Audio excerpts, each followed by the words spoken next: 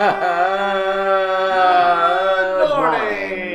It's the morning roast here on VonLive.tv with your host, Irvin Martinez, Invisible Derek Barrett, Anthony Harris, and Big Headed, better known as Making Scary Okie. And here we are, still alive after that policeman's forum, which we're going to talk about, by the way. That policeman's forum. Shut up, Derek. Damn it, you haven't talked so much before. No. Derek's not here, and he's talking more than when he is here. I know, really. He's talking in my head. I'm like wondering, where the hell is he? Yes, talk about it, Dervin. What about that forum? Walking slow. There you go. There's Derek. If you could cut it down a little bit, it would work perfectly. That's how he's and then we he's would be feeling right now while like he's walking. Yeah, we would be like the two genies coming out of the smoke in his ears if Ed put that right there between us. Okay. Well, actually, I like the spot it's in. Yeah, because you're getting a blowjob. That's because we're both getting blowjobs. That's why you like the spot. Yes, this is it. We're crazy as hump day, and we hope you're humping out there. Now, let me tell you. What a day it was yesterday. I had a great time. We went all over the place. We were all over the place. I felt like I went to Disney Just like World. this show, all over the place. I was like, damn. We were everywhere. Heather said to me, "Do you ever come home?" I was like, "No, not today." Well, anyway, hell, we were gone I was gone for like, what? The whole day? 9 o'clock in the morning till about 8 at night. So. But it was great. Well. Even going to City Hall, which... Shitty Hall. Yeah, Shitty Hall. Shitty Hall. Shitty Hall. That's what I meant to say. Yes. But Freudian slip. Even going to Shitty Hall, right. I ran in there because we were running late. We ran late. We got there like 1 or 2 minutes after 6. Yeah. Which therefore meant we could not sign up to speak. Right. Which was fine. So, but when I walked in, it was like, the place was quiet, and all the representatives, whatever they call themselves, City Hall, the council people, right, were all standing up. Yeah. And in honor of Irving walking in. I swear to you, it was almost perfect synergy. No, I didn't notice that. Now that you say it, that's good. Right. But I walk in and I'm looking for the book, and the book was gone already. Yeah. So I asked the guy at the table, "Hey, did they check the book already?" And he does this. Yeah, I guess so. Do you see it there, Sonny? Anyway. Book, are you talking about the good book? Did they take the good book? I don't know. Yeah, there you go, Great Beard. You got it all. Who's on? You got it all. He says Shitty Hall next to Shitty Wok Chinese Buffet, Shitty Waterworks, and Shitty Police Department. Absolutely. Yes. And especially... We built this shitty. We got to meet the Sergeant Wheeler. No, she's a lieutenant. No, Lieutenant. Lieutenant Amy Wheeler from the 3rd Precinct. Lieutenant. Yes. She sat in front of Irving, kind of. She sat in front of Irving at the forum. She was born in Guam, so her family is military. Yes. I bet she was too, but I think she's been on the force. I mean, she looked young. I think she was younger than both of us. Well, I know she was younger than you. Oh, yeah. And I think she was younger than me, even. But, she seemed to be an all right person. I mean, yeah. She stuck her hand out there. She first, when we first introduced her to each other, it was kind of awkward. And she says, "I'm, Lieutenant Wheeler. I'm in charge of Precinct 3. I said, "Oh, Precinct 3 is the one that Anthony is going after. The one near the Kroger where Sammy Davis Jr. was shot. So, my mom's neighborhood. So then she starts going off about she would appreciate if we would go to the meetings and just stop talking about us and start doing something about it. Basically, was her message to me.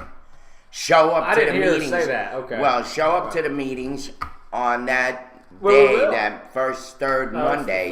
Third Monday, 6 p.m. Exactly, which we're going to do. And I kind of was stunned. I was stunned, but she was right. No, but she's not right. Well, she's right. Let me say this real quick. She's right that she should extend the invitation, but this is something they should have done ages ago. Exactly. And also, it's funny that now they extend the invitation when the times I went by there knocking on that door and looking through the window going, is anybody in there at this precinct? And no one was in there. That's when stuff maybe should have been done. Exactly. I mean, that's fine and dandy that now you want to act like you want to work with us, but you weren't wanting to work with us for the past 4 months when I'm sitting there making phone calls. Right. No one's answering. No one's returning my calls. And I'm going by there and I'm banging on the window and no one's answering the door. Now, she did give me a hint. She said, you know someone's there, meaning herself or the captain, if you see one of 2 white unmarked police cars there. Right. She says if you see an unmarked white police car parked there, you know one of us are there. Right. Which is a good sign. So now if I go by there and I see those cars out there, I can stop, pull to the side, get out, and go knock on the door. Before, all you would see out there was just a bunch of cop cars parked. And even those 2 white police cars, you wouldn't notice anyway. Right. Well, to see a white. It's good to know that there's that signal, that sort of one if by land, 2 if by sea kind of signal. That, hey, if you see these cars out there, you know someone's there, meaning she's there or the captain's there. If those cars aren't out there and there's just a bunch of marked police cars, that means no one's there. Right. Which is basically kind of stupid sounding too, because you have then about, 15 to 20 police cars parked in the parking lot, but no one's there. Right. So, anyway. Well, anyway, I came back later on with her. On the second round, then we went into, and then we did the break again. Yeah, we did about 40 breaks. So I approached her this time again. Right. Because I was the one who asked her if she was from Guam and if her family was male. So I instigated the conversation with her. And then it wound up that she was, upset that we were just talking about her and talking about her precinct, wanted to come to the meeting, which is a thank you for the invitation. And which we're going to take up on it. And then we had the break. Again, we had the class and then we had the break. Then I went back to her. And I said, well, I appreciate the invitation. And she's talking about, we just don't like the idea of just, talking and doing. I said, look, we've been talking and doing. Yeah. Okay. As a matter of fact, we're now investigating your precinct. Right. To see what bad behavior, and that's what I stand for. That's what I'm going to do. I'm going to make sure that every police officer is living up to the standard that I, as a citizen, expect. That's it. I mean, this is the standard code of conduct. Is all I'm asking for. Right. I'm not asking for you to kiss my ass. I'm asking you to do the right thing. Go through your files. Go and take a look. Right. At your people under your command. You were so proud to say to me, Lieutenant, right? Yes. You were proud to say to me, Lieutenant Wheeler, that you're the one in charge. And I feel good that you're the one in charge. But the fact of the matter is that you being the one in charge in Precinct 3 is one of the worst precincts so far. It seems like everything comes out of there that's going wrong with the department. I wouldn't feel very proud right now, with all due respect. Right. I would feel kind of ashamed that my particular troop of people that I'm in charge of are the ones that are committing some of the most ridiculous crimes. Right. As police officers, they're coming out of your precinct. Right. So why shouldn't we investigate? Right. And why shouldn't we feel a lack of trust? Which is the issue that I kept bringing up at that forum. Right. And I threw it out there. Right. And then when I talked to the police officer, the couple that I did, because I usually work a room like it's church, and I did not work that room. I refused to go and bow to these people. They should be coming to me. Right. Because of what they've done. You went up to a couple, 3, 4, 5 of them. I did. And there was one that was like 30 years. And he looked familiar. He looked like the guy that does the tickets. You know, the traffic. I saw that guy. Yeah. I thought it was him for a minute. I thought it was him too. Was. And so I'm like, hey, buddy, we kind of connected. But and then I realized, he says, I've never seen you before. I says, I'm the guy that caused a run-on between Paris and Lucas. And then, oh, yeah. He said, Martinez. And then he kind of turned, like realizing I'm the big mouth that's probably going down. I don't need to be caught with this guy. He turned as if to say, I don't need to be seen with this guy. I'd hate for somebody to take a photograph right now with me standing next to him. Good morning, DJ Mean. Sheriff Davis with Modena. Down here? Downtown. Oh, really? They're still plotting. What was he doing? They were walking. They must come from dinner or something like that. Yeah, they're walking the streets. He's probably trying to pick Modena's brains. I hope he's realizing what not to do by picking Modena's brains. I hope he's getting the straight from the horse's mouth of how not to behave as a sheriff. But yeah, it was, again, the forum. I'll say this, okay? I still have the feeling, and you do too, I'm sure, that the cops there really learned nothing. They're not going to change their ways. They're all like bored to death. They're going to go there because they're told to go there, but they're not going to really do anything. But I will hand it to Lieutenant Wheeler for at least making the attempt to extend the handout to us and to offer and to tell us about their meetings every third Monday. But see, let me get back to what you brought up, Irvin, about this accusation towards us that we're not doing anything but just talking and bringing this up constantly. Right. Well, what the hell are we supposed to do? That's what we're doing. Our talk involves what we're doing. This is a form of action, is what we're doing. I mean, I don't know what they expect for us to do even further other than what we're doing. We're calling for people to meet with us. We're trying to meet with the mayor, which I got something to say about that in a minute because I've still not heard back. Well, we're going to go to the meeting. That way it legitimizes us. Well, but the thing about we have been going to the meetings. We've been going to the forum. Right, but the thing about it, that shouldn't legitimize shit because they're only giving us the opportunity to go to the meetings now because of how loud we've been about this and because they're trying to shut us up. Let's face it. They're trying to keep us quiet because they don't like that we keep bringing this up. They don't like that we keep having rallies and protests and marches. They don't want us to keep bringing it up. So now they're finally going, hey, come to our meetings, but you know what? You should have been open to those meetings before all this. You should have been open right after this shooting happened. Right. I didn't hear you guys, all I got from you guys after this happened was a complete wall. A complete wall of you can't get near us is all I got, right? The mayor wouldn't speak to me. Chief Burns wouldn't speak to me. Nobody would speak to me.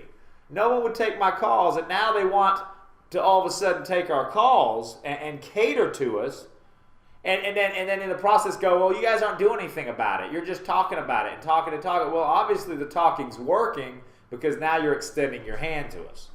So, I mean, that's my problem with the whole attitude they have. Another thing that I was thinking about it last night. I'm going to finally, even though most people are going to ignore it, they're not going to want to read it because it's going to spell it out. But I'm going to write my little essay that basically my final point I'm going to write about the whole shooting. I'm not going to back down as far as going after people we should go after. Don't get me wrong.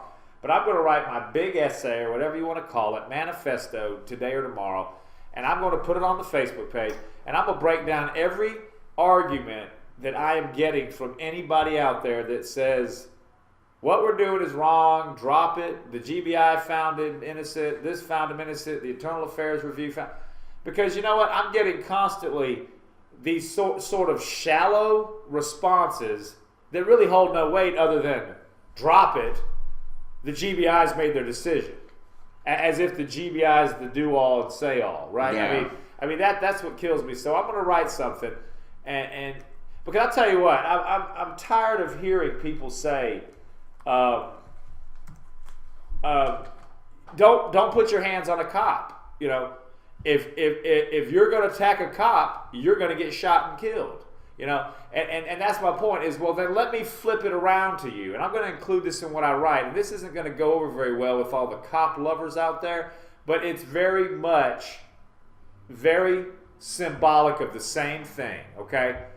The only difference is they didn't have a problem arresting these people, okay? There was an incident in Macon. I think this happened before you came here, Irvin, where Sheriff Whitehead was killed. Did you remember that when they did the knock and rush in? Right. No warrant. Yeah. Knock. And they busted in these guys' house, and a gunshot and fire went off, and a gunfight ensued, and it killed one of the sheriffs. Yes. Okay. I know all about that. And the guy was on trial recently. Well, they both are. Right. Antoine Fair and another. Okay, let's compare it to that, okay? And I don't want to hear, well, he's a cop, he's entitled. No, he's not. That's where this is getting out of hand. No, he is not. Let's compare. If you're going to okay the shooting of Sammy because you think he cut Sutton, because none of us were there, let's still just put that out there. You think he cut Sutton and attacked him. He might have. He might not have. Let's say he did. If you okay that self-defense, then you better sure as hell okay the self-defense of those who shot Sheriff Whitehead. Plain and simple. I'm sorry if it sounds mean, but it's a simple fact. But give them, it's a simple give them fact. the reason why. Well, because if somebody's banging on my door and I don't know who the hell you are and you come busting down my door, you better goddamn believe I'm going to defend myself and my family. I'm going to worry about later on whether you wore a star on your chest. I'm going to worry later on about whether you worked for the city or not. Because you know what? You didn't tell me who you were. You banged on the door, bam, you busted it down, and you ran in there with guns blazing. And you know what? I defended my property, and I shot back. So if you're going to give me that Sutton had a self-defense plea on this, then you know what? You need to give the same response to Sheriff Whitehead getting shot by those two guys. Right. You really do. And I know it's harsh to say that, but you know what? It's part of reality. It's part of reality. The minute, of course, the officer was shot, oh, we got to lock these guys up. Bam, bam, bam. They're troublemakers. They're gangsters. They're drug dealers. Blah, blah, lock them up. Lock them up. Throw away the key. Don't dare let them sit at home and get a paycheck for the next 4 months. Lock them up. But let's leave Sutton out to get a paycheck and to keep his job. And I'm sure Chatter's going to be... Well, Dumpster Baby says the reason he wasn't found guilty was because it was the same establishment he worked for that did the investigation. OFC, right, that's Dumpster. A conflict of interest. You know, I mean, you're onto something, Dumpster. But people don't want to hear that comparison because they want things to only work out the way they want it to work out. And if they're going to be big cop lovers and they're going to be big government lovers, then they're going to want to see it their way all the way through. And when I give any comparisons like that, they don't want to hear it. They don't want to hear it. Mm-hmm. You know, so, I mean... It's just all a big screw up. It's all a big fuck up is what it is. But the point is that we want something to be done about the fuck up they did, the screw up that they made, I'll say.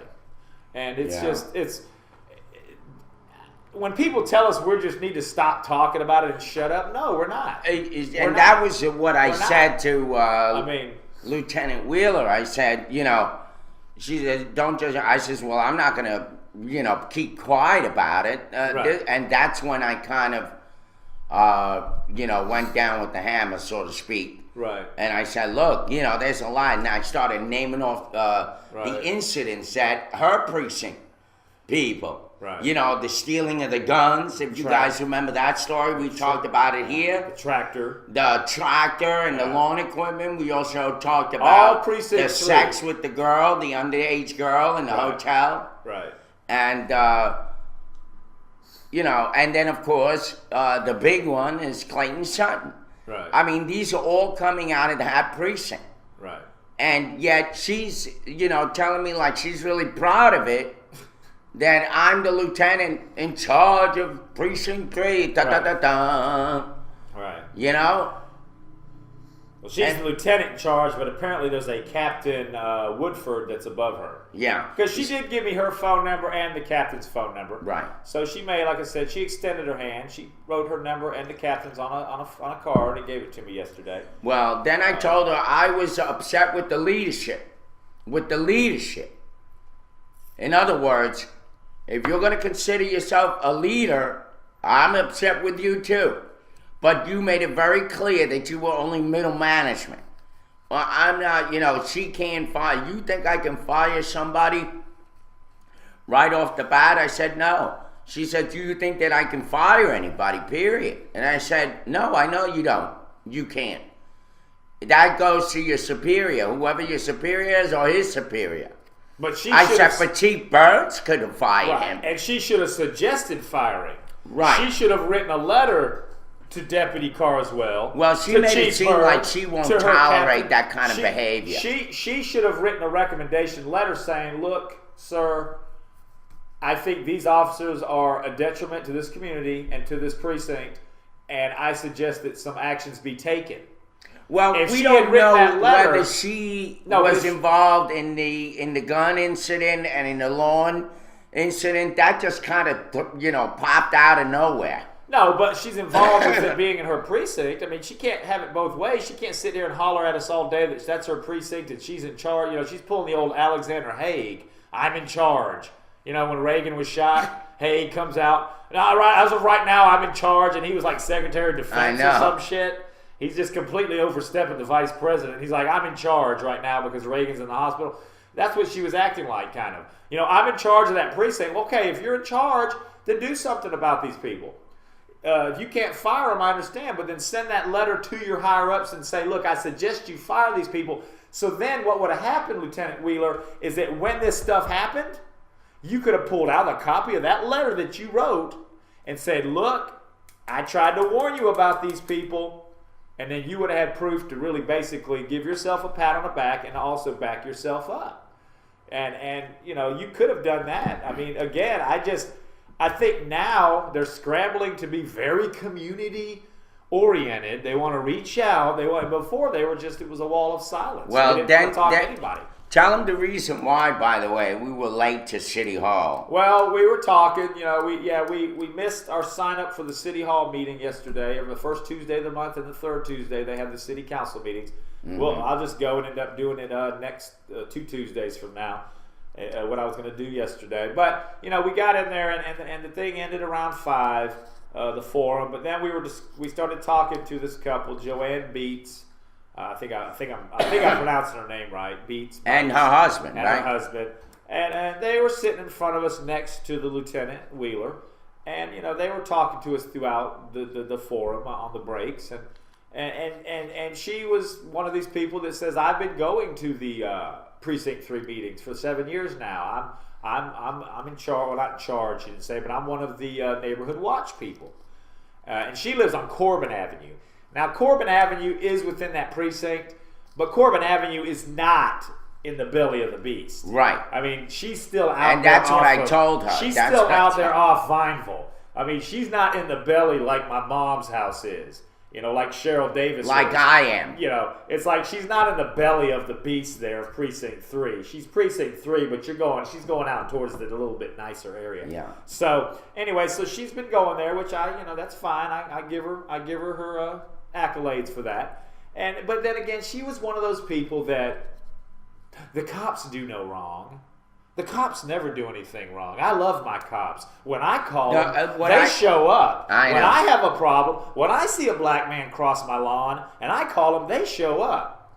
She was one of those people. So tell them what you said or what you told her, which she, I think, got offended. She did get offended. Didn't so I looked at her and I said, she started saying to me, directly, that maybe I'm a little bit too sarcastic. Or we're too direct. Or we're too direct or sarcastic. Too aggressive. Right. Our approach is too aggressive. And I said to her, well, I'm not going to stop being, aggressive and sarcastic. And then she started telling me, well, when we go to the meetings, I point it out myself and this and that. I said, so when you go to the meetings, is it like that kumbaya moment where everybody, I love my police and I love you and all that? Right. And she got offended by that. Yeah. And, but in fact, it is kind of a quasi kumbaya moment you can tell because of the way that she told me she does it, which is I tell them the truth, but I'm just nice about it. And then I show up all the time. So I'm like a nuisance to them because I show up. And now, then what did we say to that? Well, obviously it wasn't working for 7 years because all this shit happened. And she probably brings donuts to the thing. Or something. Right. Like she's the kind that would bring like, on holidays, she would bring in cornbread and stuff. Yeah. I don't know. I just feel like it's the same thing with it's so dysfunctional, I believe. These meetings, these people that are in these meetings that is sort of have a power that nobody else knows because we never show up to them. Right. Right?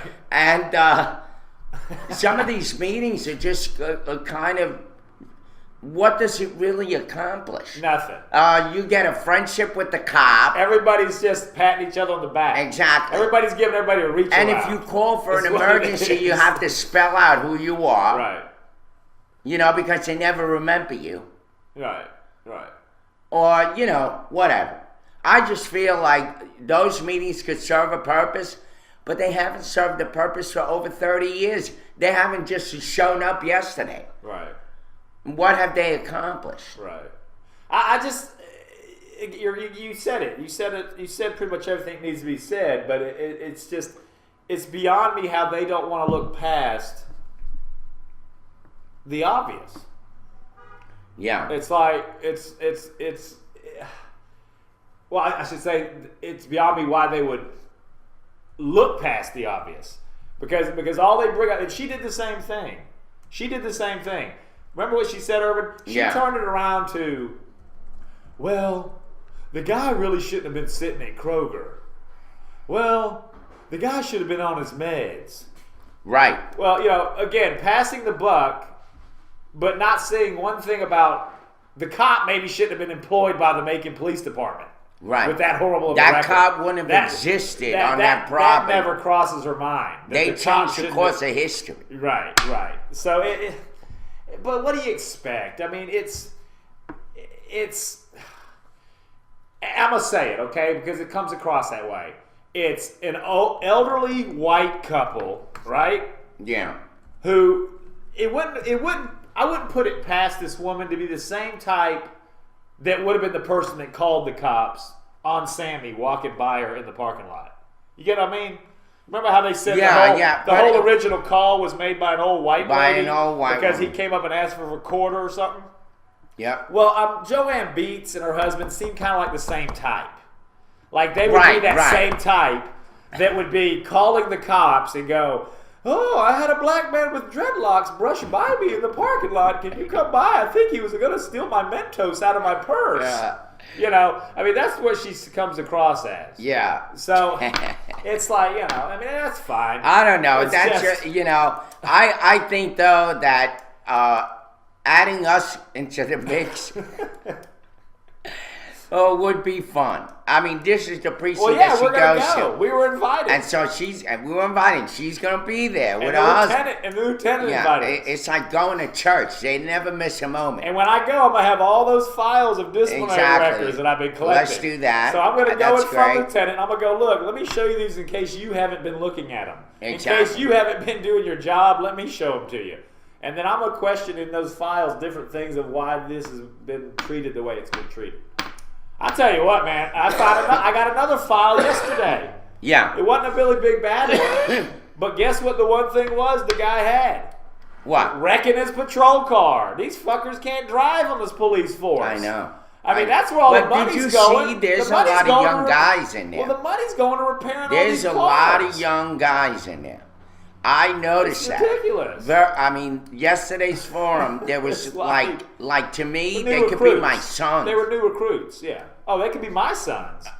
I mean, technically, I could have had them at 21, 22 years old. Yeah. That's about how old they were. They were 20. That, 18, 19. 18, 20. I mean, yeah. I mean, it was pretty They need to learn to drive, that's for sure. That's my next thing. I'm gonna continue this, but I think I'm gonna start going in front of City Hall going, you guys need to put a petition in to start teaching these cops how to drive. Yeah, Jews, that's what we're always accused of, that we dislike police. We like dysfunctional police. That's what we don't like. It's not that we don't like police, but it's a dysfunctional police department that we have here. Somewhat unable to really come together as a community. That's dysfunctional. Because the community, if you look at the community, yeah, it's kind of rough and tough, but a policeman on the beat, like when I was a kid, where he would walk around and say hello to people and go in the stores. No. Like the old movies, he'd twirl his baton like Charlie Chaplin? No. I'm just saying walk around, maybe double up.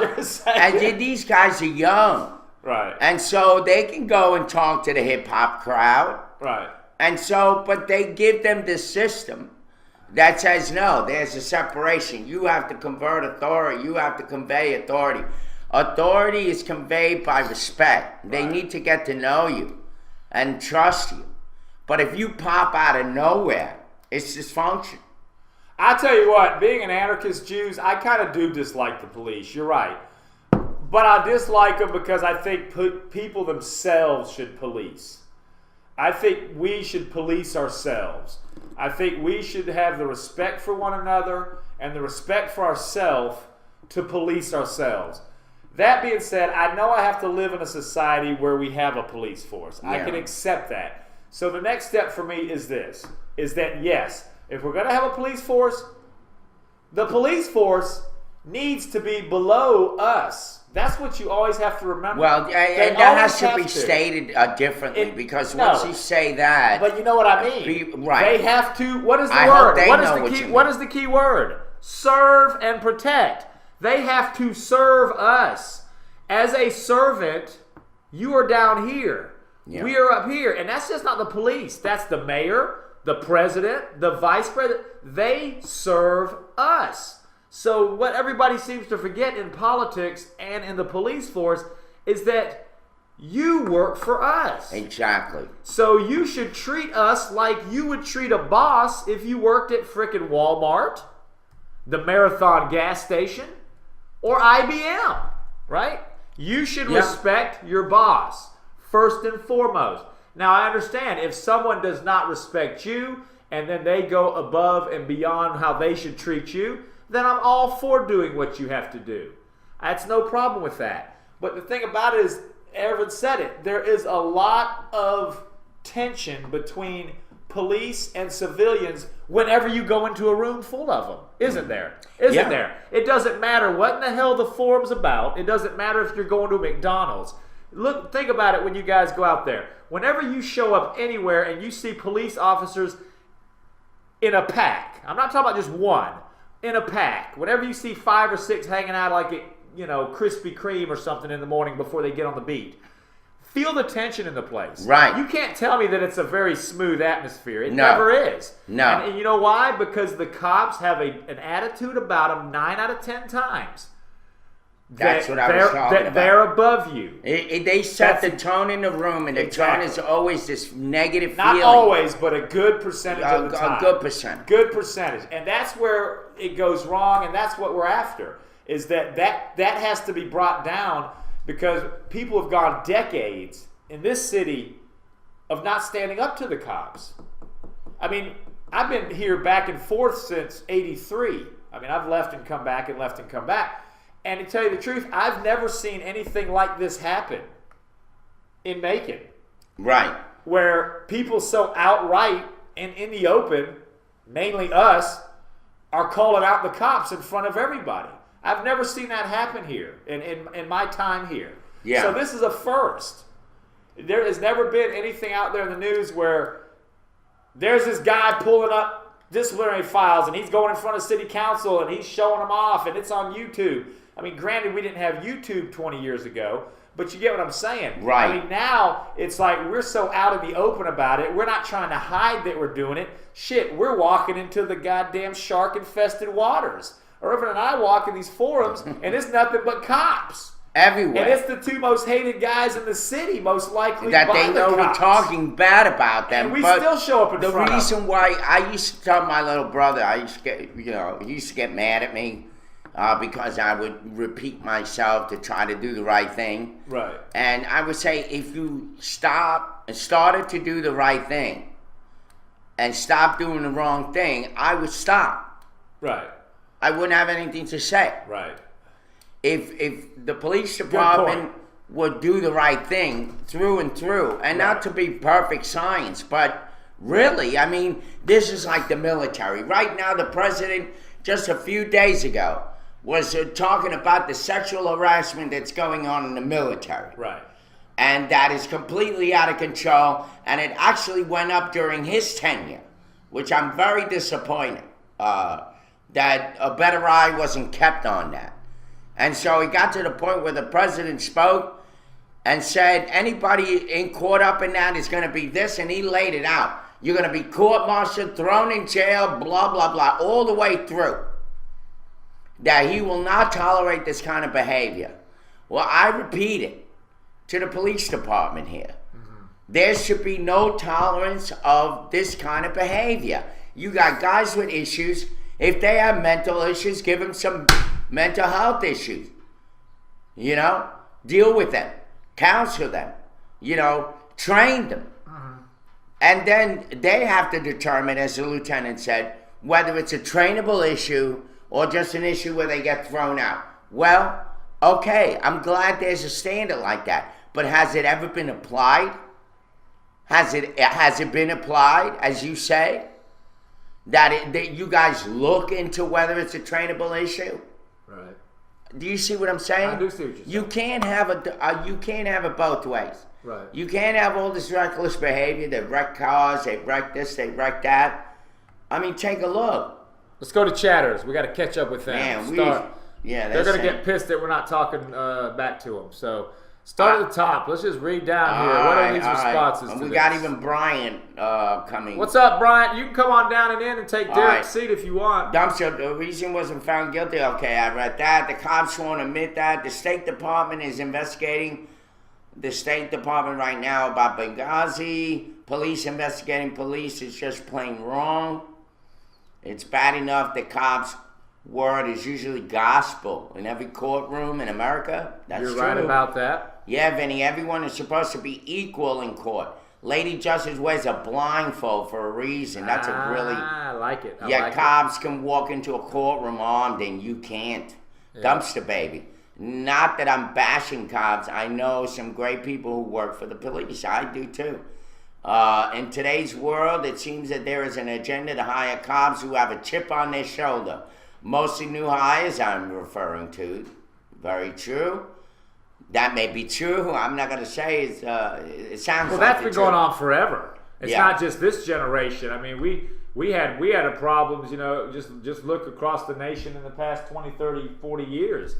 I mean, there was obviously problems with cops. I mean, look at the whole Rodney King thing in L.A. I mean, L.A. has one of the most corrupt police forces going, or did at one time. I don't know if they still do, but... Dumpster Baby says, the meeting should be pitched as, how could we have done this better question and answer? Don't even put it to them that the cops are to blame. Just ask them how they could avoid these incidents. That's exactly right. That's exactly right, what they were teaching.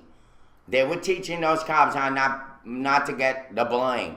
Yeah. To pull back. And I think some of the scenarios they played on there were way far-fetched. Yeah. And I'll explain why. But let's move on with the chatters. Putting them on the defensive will get it done. And then that's when Jew said, these show seems to dislike police, which I said, you're from the liberal left. No, well, this police state is what big government looks like. That's Jews. Dysfunctional is a societal problem not limited to the general population. Brian says, here. If you support social welfare, you remove men's ability to police their own community. That's from Jews. I don't support social welfare. I think Jews is Vorbelbite. He just decided to have a new character where he doesn't holler all the time.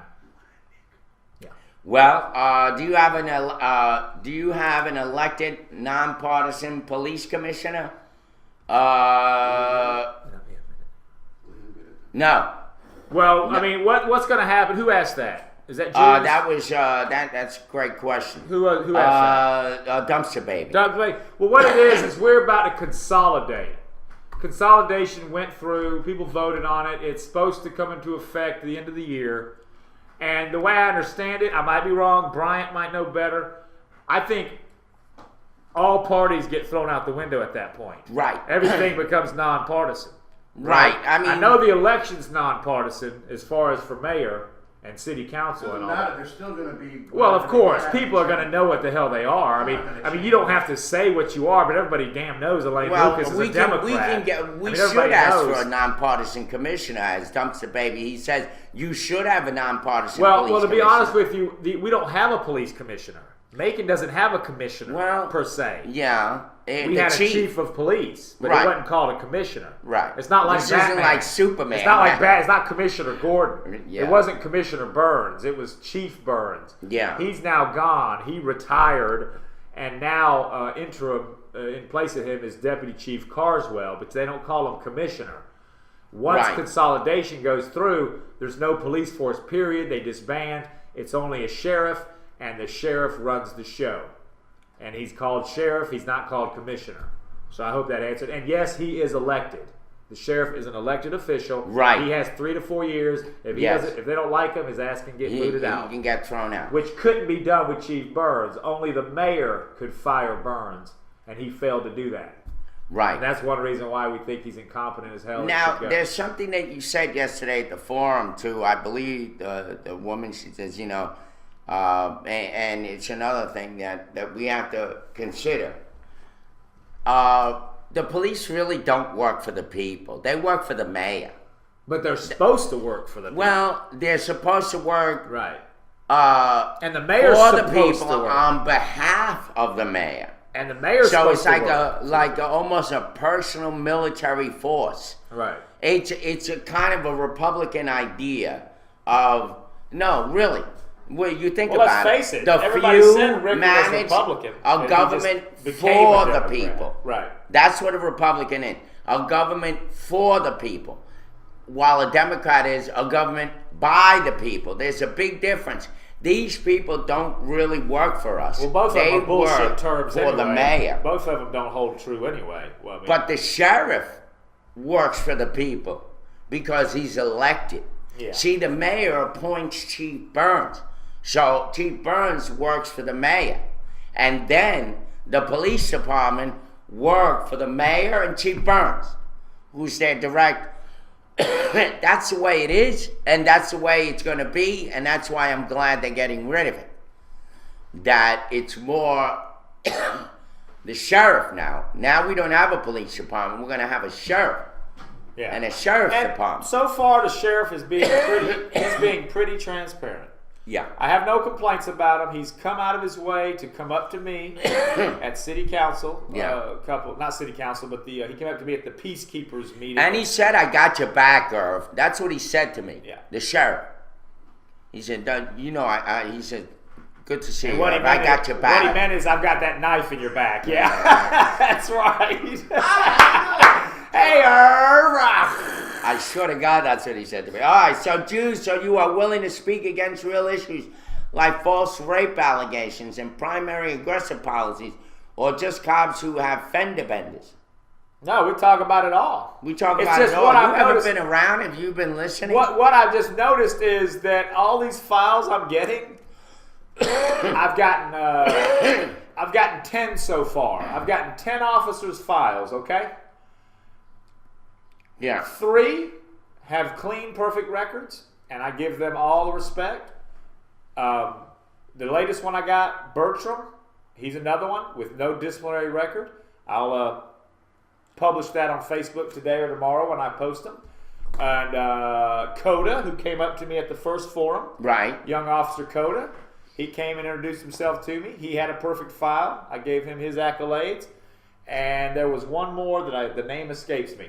But 3 of those had clean disciplinary records. And I have no problem with that. And I've actually given them their due desserts. I've told people about them. I've mentioned them at city council. Well, I will mention Bertram at the next city council since I was unable to yesterday. And I've mentioned them, and I've mentioned them online. Now, the rest have abusive power charges against them, some. But if I remember right, 6 of those 7 have wrecked their car. 6 of those 7 have fender benders on duty with their car. So, you tell me, Jews, if that's acceptable. Yeah, granted, accidents happen occasionally. No one's perfect. But when it happens within a police force, which is a smaller, compact population of people, a police force, that should tell you something too. Maybe they need some better training in driving.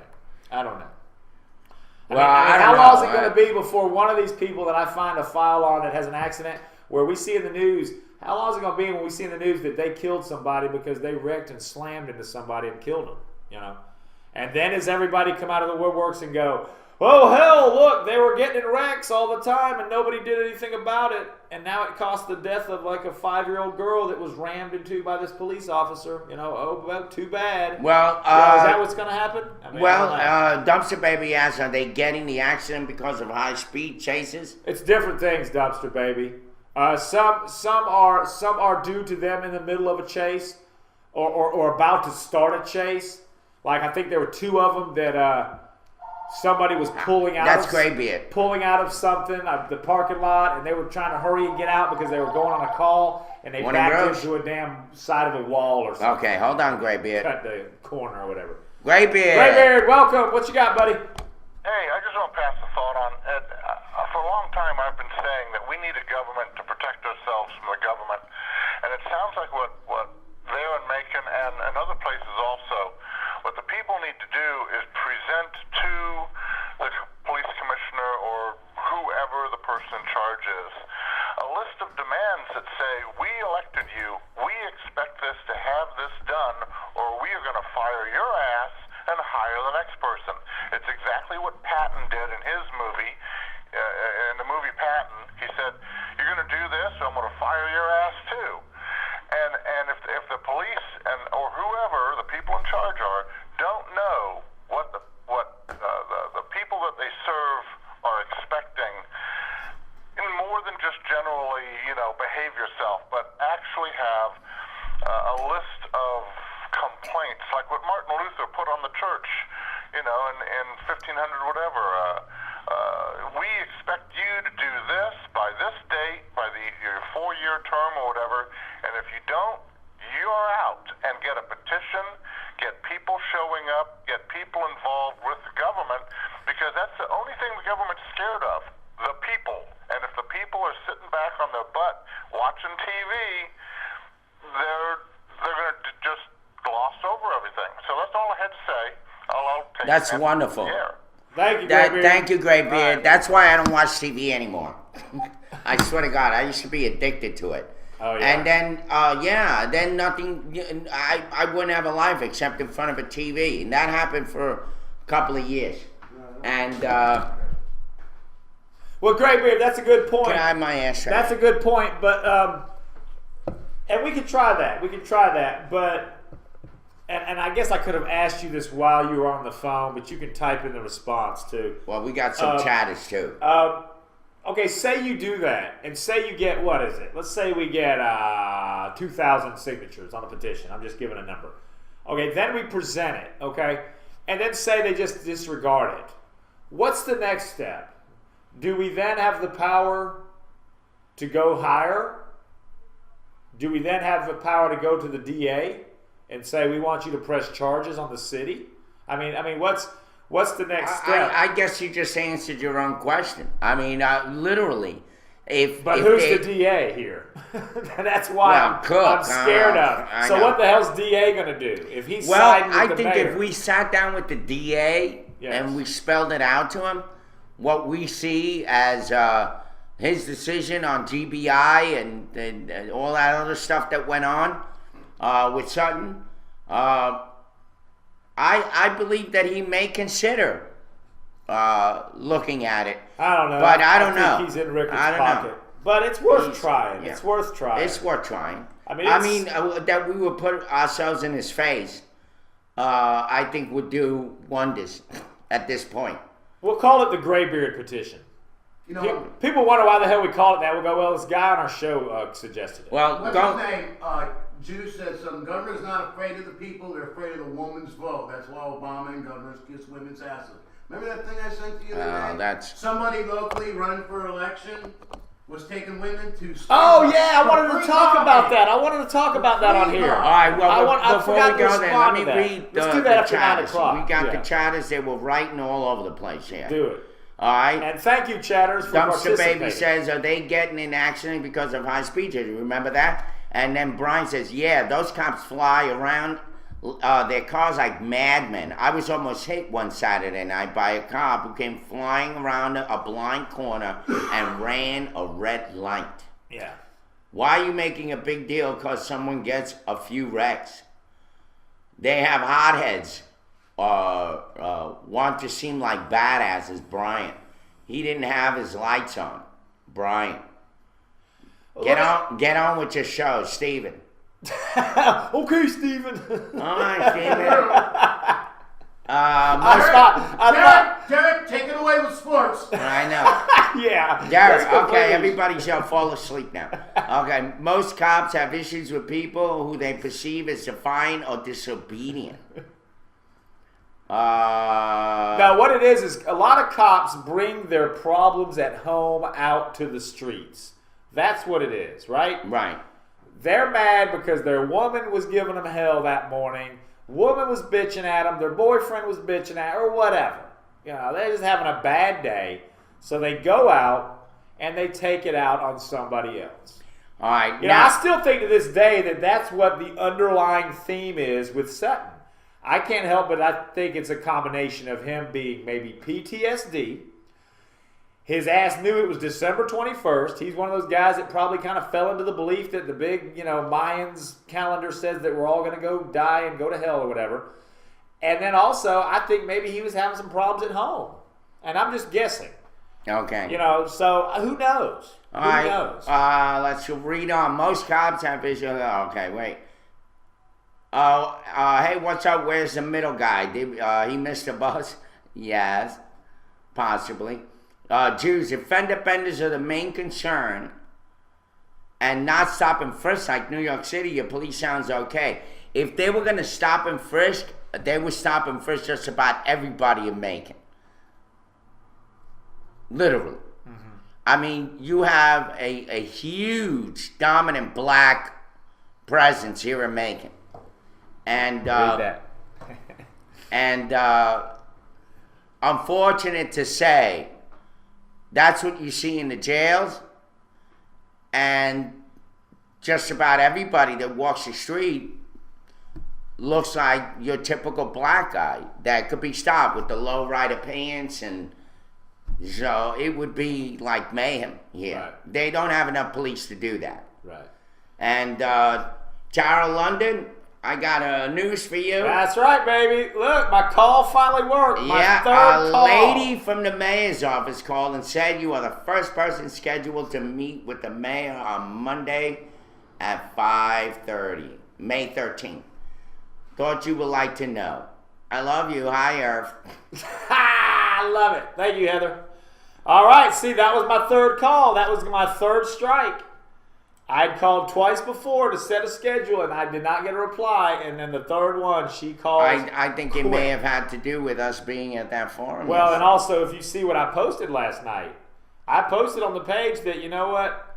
I started my post off with, so this is the mayor you want?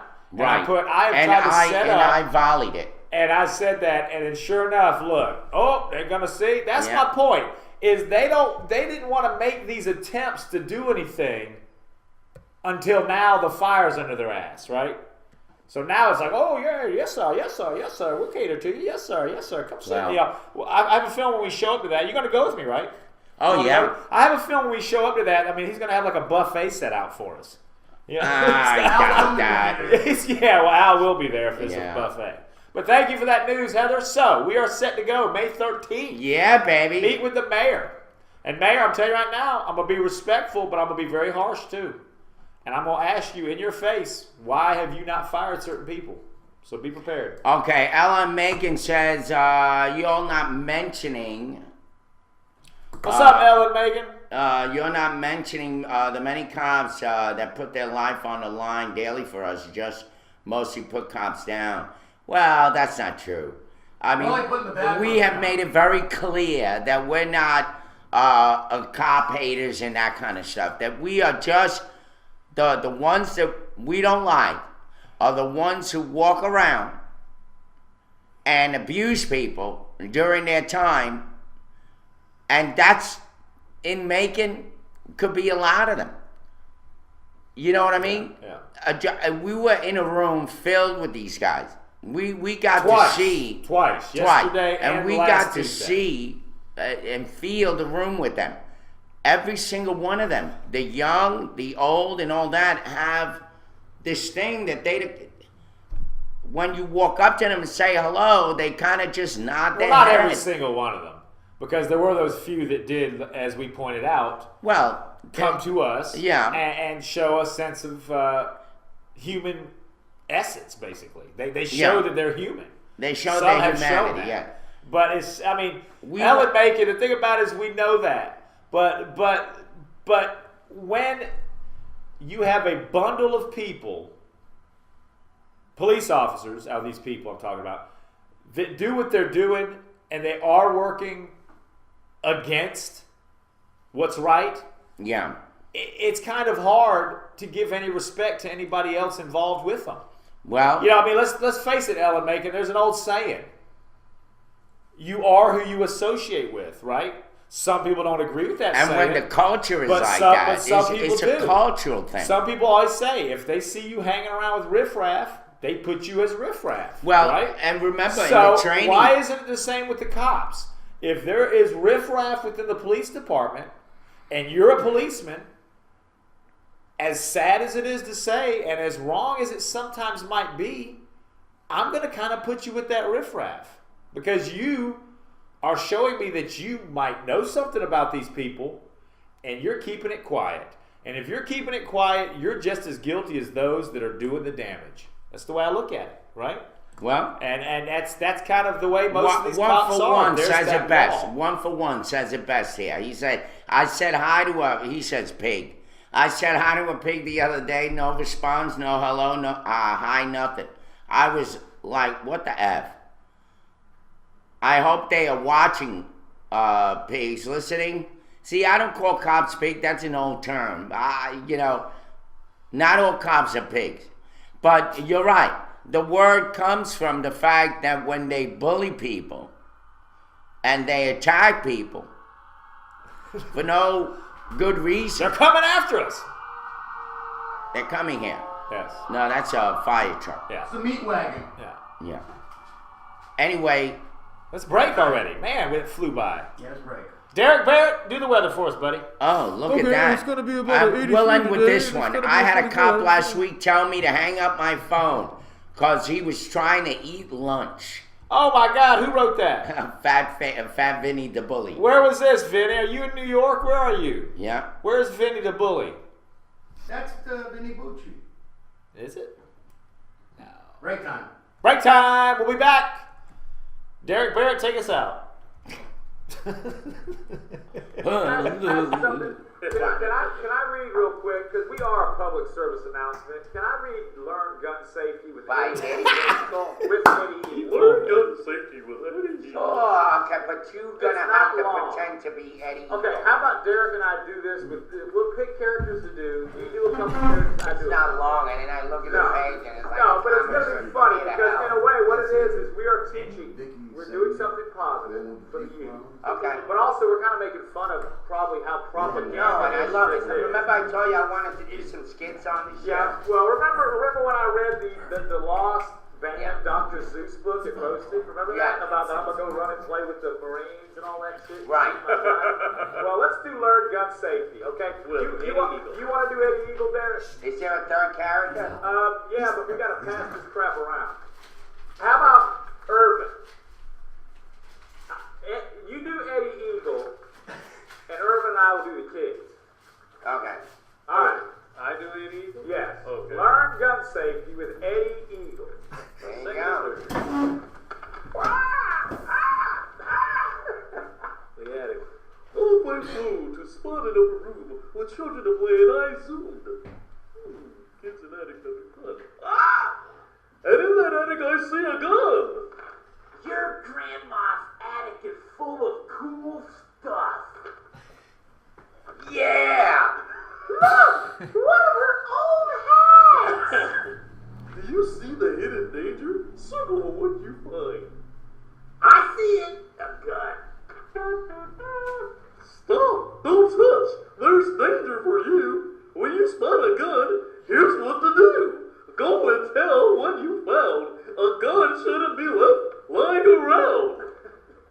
What should you do? Circle the correct picture. A. Touch it. B. Leave it alone. Or C. Find an adult.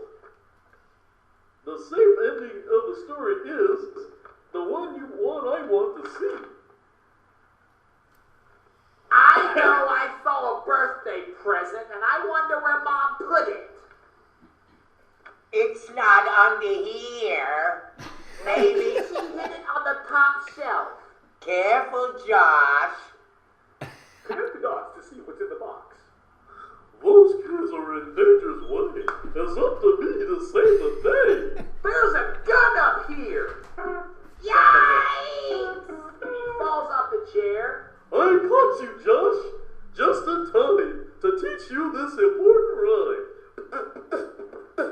If you see a gun, stop, don't touch. Your friends, any eagle likes you too much. You should always be safe. Live in the room is a must.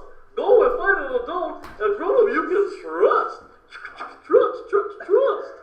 Stop, don't touch, then don't hang around. Tell what you saw, tell what you found.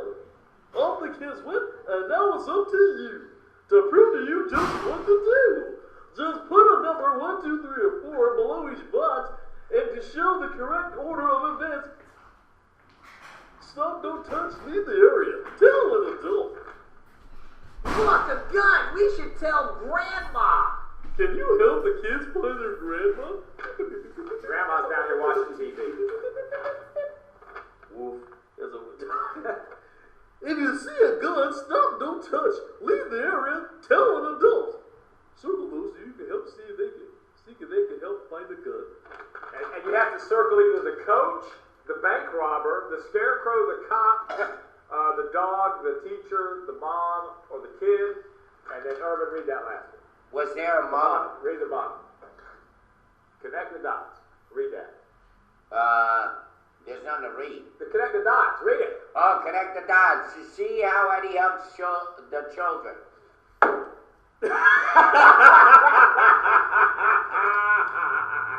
That was good. That was bad.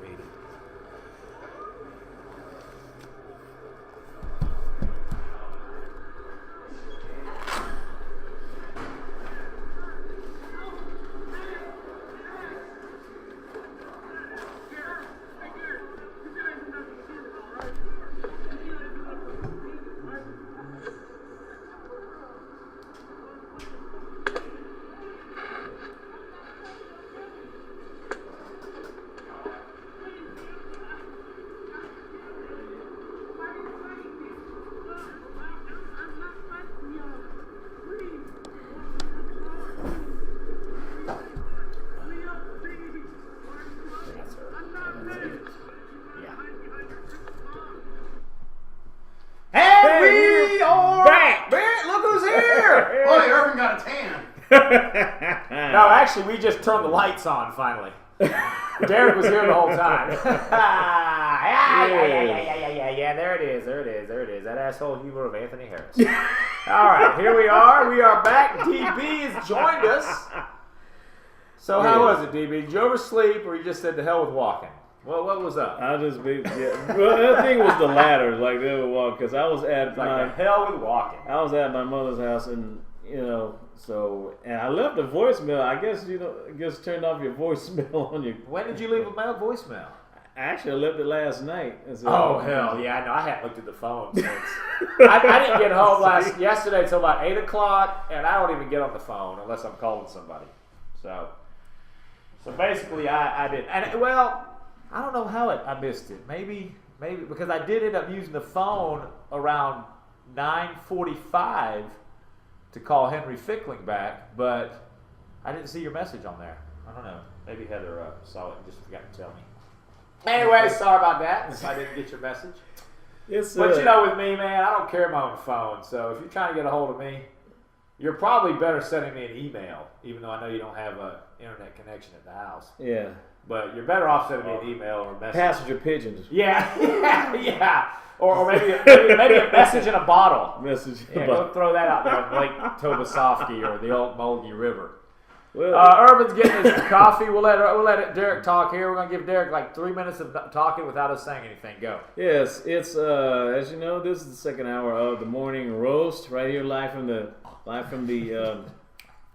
Dunn House right here, and with Ed and Irv getting the coffee and yours truly DB. There we go. It's 9:18 a.m. Eastern time in Macon, Georgia. It's 54 degrees outside. Sunny so far right now with a high of 80 degrees and a low of 58. Yes. It's been good. Has been any sunny but no share. Yeah. But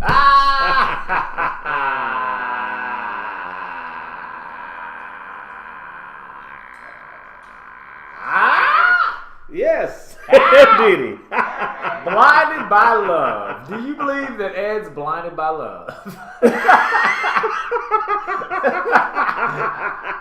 I'm referring to Ed. I'm laughing already. Ed's now an actor. He's a thespian. You're the thespian. I've acted a long time ago. You do like women, right? You're a thespian. Well, welcome back, Derek. Yes. Yeah. Thank you. You missed the best part of the show. Now Yes. the rest of the show's going to suck. Whoa, there must be some wing ding dingers. Look at that picture. Look at that picture on the screen. I over just there. saw Look. that. Ooh. Wow. First hour, what you missed? We basically just talked about ourselves, that we went to that police forum yesterday. We went to city council. And they want us to change the subject. Yeah, we are. Now that DB's here, we got lots of news. As you might have noticed, I posted on the Morning Roast Facebook page this morning as I try to advertise for our show every morning.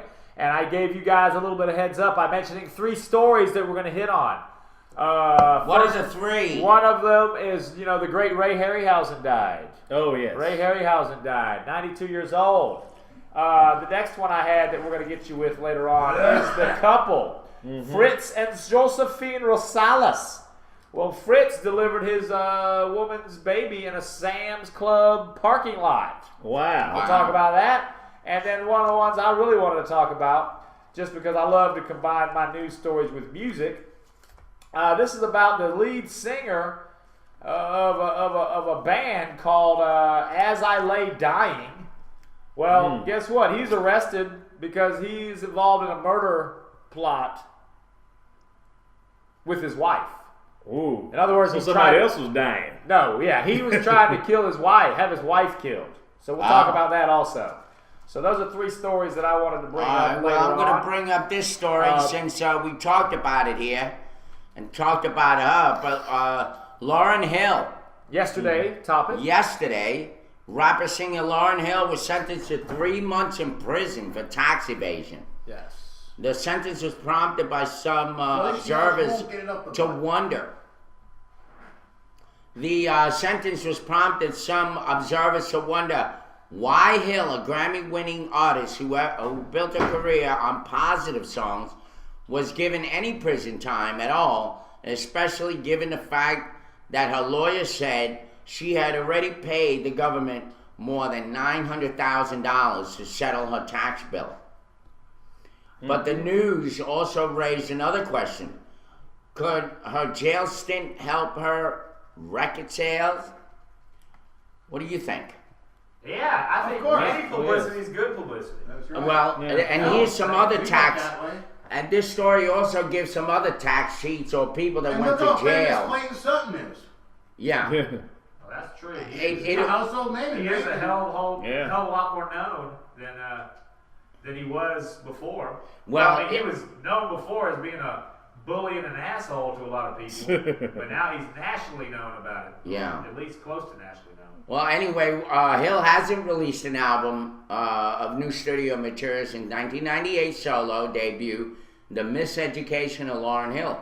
She recently announced that she had signed a new record deal, and she released a single titled Neurotic Society, a compulsory mix, whatever. Yes. But after being out of the mainstream music game for so long, the 37-year-old Hill faces an uphill battle of getting the public's attention. Yesterday's sentence got her trending again. Lots of rap, rock, pop, and country stars have done time in jail, including Paul McCartney, Merle Haggard, Snoop Dogg, a.k.a. Snoop Lion. Johnny Cash. Yeah, and then there's Johnny Cash, and they mentioned Johnny. And I'll just mention the people very quickly. Merle Haggard was doing in San Quentin prison for attempting and breaking and entering and from escape from another facility. When Johnny Cash paid a visit to him in prison for a concert in 1958. The visit inspired Haggard to join a prison band, and after his release, he went on to become a country music star. Yeah, baby. Paul McCartney, former Beatles, spent time in Tokyo in 1980 for marijuana. Tupac Shakur, while serving prison in 1995 for a sexual abuse conviction. Tupac Shakur. The rapper released Me Against the World. Snoop Dogg, while facing murder charge. I didn't know he was facing murder charge. Why do you think he had that song? Murder was the case that they gave me. Yeah, he also did his debut Doggy Style. Yeah. T.I. rapper, he's from Atlanta. Yeah. Or known as Clifford Harris, was arrested in 2007 for he might be trying to purchase a legal firearm. Mm-hmm. And Lil Wayne, who just came out recently, right? Yeah. He says pleading guilty to criminal possession of a weapon. Rapper Lil Wayne in 2010 released his ninth album, I Am Not a Human Being. It sounds like all these people's careers shot up after they went to jail. That's what the story's saying. Yeah. Mm-hmm. Well, it goes so maybe Lauryn Hill will too. Hell, let's face it. I would bet, not a lot, but I would bet we got a few more viewers when I was locked up. I mean, truthfully, I bet after I was locked up, I bet the next few days we had a few viewers that we didn't have before. Hell, I woke up that morning and I looked at the jail. That's right. Yeah, Brian says something. It says Tupac's godmother's on the most wanted terrorist list. Y'all probably we did. Yeah. We did. We mentioned Joanne Chesimard. Because we mentioned that. And so I think one of us mentioned that we wondered if that was the one related to Tupac because the last name, obviously. Yeah. Good morning, but Donnie I also Curry. knew that Shakur was kind of a popular name within the Islamic. Good morning, Donnie Curry. Good morning, Donnie Curry. What's up, brother? Oh, this reminds me, and we're going to start it tomorrow. We could have started it today, and then Graybeard, of course, would have been the winner. I was going through the house and stuff, still cleaning up, getting rid of stuff. Well, I'm coming across a lot of videos, a lot of DVDs and stuff of movies that either I have duplicates of or just movies that we don't want because they sucked or we just don't have to own them. But what I'm going to do is I thought of this idea, it's always good for a morning show to have giveaways. And I'll take the brunt of the cost. I'll pay for the postage. So this is open to everybody. Doesn't matter if you live in England or Canada or wherever the fuck you live or around the corner. We're going to start doing something. I'm going to take pictures of the covers of these videos and I'm going to post them on the Facebook page. And this will maybe also make more people go to our Facebook page and, of course, like it. The Morning Roast, that is. Go like the page. But what I'm going to do is I'm going to put up some covers of the DVDs And what we're going to do is, starting, I guess, tomorrow, maybe Friday, we're going to say the first caller of every show gets that DVD. All right? Plain and simple. How about that, guys? The first caller on every show gets the DVD. And they have to talk. Yeah. Yes. You can't just call. You have to call for something. You have to give us conversation about something, your topic, anything, or what we're talking about.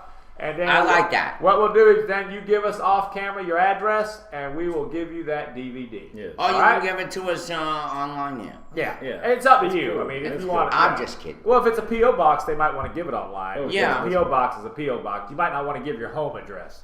That's I mean, cool. All right, you know the number, who's- coffee guy. It's I suck. I suck goats. I suck goats. Derek knows it by heart. Yes, that's 478-254-6287. Do it again since Ed was rude. 478-254-6287. All right. Not a bad conversation. Yeah. So what we'll do is we'll do that, and again, some of these movies will be stuff that you probably never heard of or you don't like yourself, or you might find one that you love and you're like, oh my God, I love that movie. I can't believe they're giving it away. Mm-hmm. So we will give you guys your chance. It's not Battlefield Earth, is it? No, not yet. The hell, he already gets a phone call. We're not starting today. It's not starting It today. starts tomorrow. So this is gonna be what, a daily thing? Well, daily as long as I have shit to get rid of. All right. So I mean- what I you mean- giving I away? mean, Old DVDs. VHS. No, DVDs. And they're not necessarily all old. Some are opened and played once or twice, but no, there's actually a couple in there that are still not unwrapped, that are actually new. What are they, movies? Yeah, DVDs. I mean, Movies, yeah.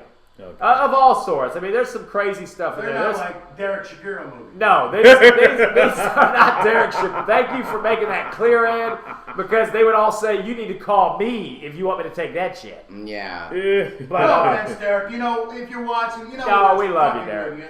But anyway, no, they're all sorts of movies. Fuck with everybody. They're known movies. They're independent films. They're B movies. They're all types. Yeah. All types. 2001: Space Odyssey. No, I've got that on VHS and I'm keeping okay. that. I got that on VHS. You see that? Wow. Well, I got a lot of Stanley Kubrick's. I think I have all but 2 of his movies. I own all but 2 of his movies. Hey, let's go down the pike here and say hello to everybody Let's now do it. that we're in mid-flight. Let's do it. Why don't you do the honors there? Okay, yeah. So I want to say thank you, hello to Vaughn, the chat bot here. Thank you for keeping us on the air. They don't hear you. Oh. It's a bot. It's a bot. Oh, It's not like a robot on my walk in space. Lord. So, okay. it's Sorry. It's not like Steve Austin, It's a dildo okay? from Star Wars. Oh my God, I got a break. Look, this guy is at 3rd. Oh my God, he's not at 1st. Wow. Who's at 1st? 50 Well, case break. Sounds like a Well, don't tell me 50 Cent got an a old got Abbott a and case. Costello lead. Not there. 50, that's 50 Who's case. on first? That's 50 case. 50 case got 1st place. Go ahead. Okay. Thank you. Hello there to Because77, Sebuki, DJ Mean Gene, Diaz Photo Guy, DJ. Donnie Curry. How you doing? Hey, Edward Mampa, Fire Sutton Now, Great Beard Shaman, The Bean, Uric Wildcat. How you do? Brian, Ellen Macon. How you do? Eve Plastic Canvas, The Coffee Guy. How you doing from Athens?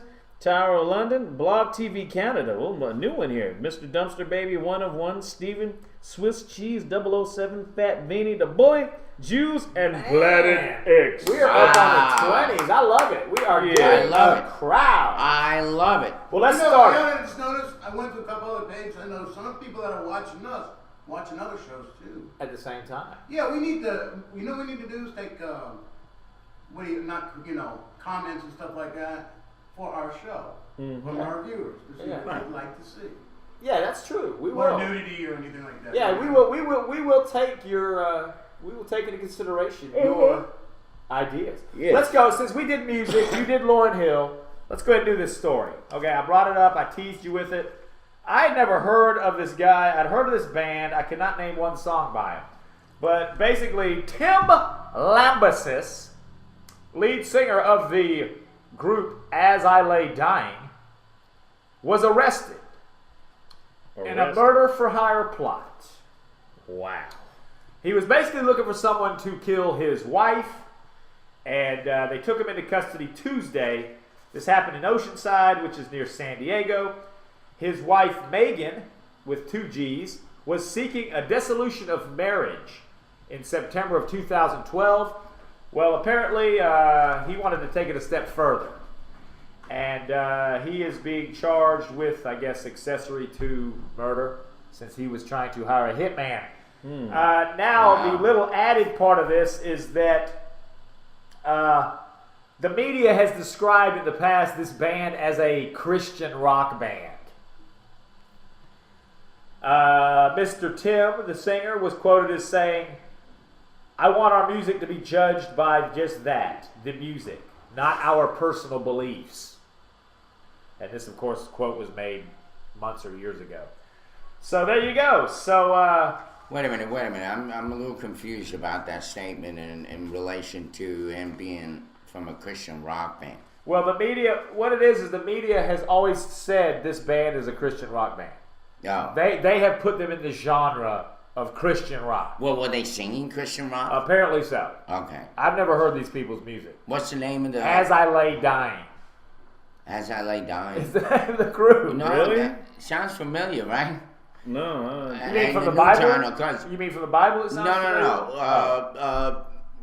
Because I used to listen to Christian music for years. Well, I saw a picture. So I know a lot of the hits. I saw a picture of this guy. He's like all tattooed up. He doesn't look like you're. Not that I'm judging a book by its cover. He looks more like he would have been in Slayer than in As I Lay Dying. Right. Well, he's long hair, tattooed up all over the place. A lot of Christians, but that's had a dysfunctional life. And they become before they become Christians. A lot of them, right. And that's kind of the power of music of God. Okay, that too. That He can use anybody. But the media. Anyway, so a guy like that is a bit of an extreme guy. But now, what's the statement that he made again? Well, his statement, and again, this statement was, I don't know when it was made. This statement was not necessarily made since he's been arrested. This is just his response to when the media had described their music and their band as a Christian rock band. He says he wants to be judged by the music other than his personal beliefs. Yeah. That's his quote. So I guess now they're judging him by he wanted to kill his wife. But I mean... Well, is this guy's name Tim? Tim Lambesis. Okay, I got the story here. All right, well, go deep into detail. I think I pretty much covered. Grammy-nominated As I Lay Dying vocalist Tim Lambesis, right? Lambesis, yes. Lambesis, yes. Was arrested in Oceanside on Tuesday on suspicion of hiring a hitman to murder his estranged wife, according to San Diego County Sheriff's Department. Lambesis, 32, was charged with 3 federal counts.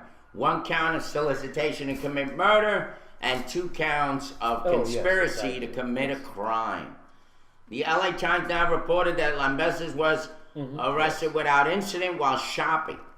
He is accused of attempting to find someone to kill his estranged wife, who lives in Encinitas. Oh, yeah. Encinitas. Yeah, okay. Encinitas. That's a place in California, right? Authorities told LA Now that he had attempted to hire an undercover sheriff's detective for the murder. A representative for the band did not respond to requests for comment. Lambesis, an openly Christian heavy metal artist, had recently raised more than $78,000 from fans to fund his side project. Wow. Austrian Death Machine, a band mocking the film work of Arnold Schwarzenegger. For $500, Lambesis promised to be your personal trainer for a month. The top prize for those who spent $5,000 was to have the winner's initials tattooed on Lambesis' buttocks. Wow. Fans have taken to the Act's Facebook page seeking more information on the incident. Very Christian-like. Again, it's the media that calls them a Christian group. Well, another one wrote, I am praying for Tim's salvation with you, God. Another wrote, cover him and speak to his heart. Yes. So a lot of people already see what he's doing. It's crazy. Yeah.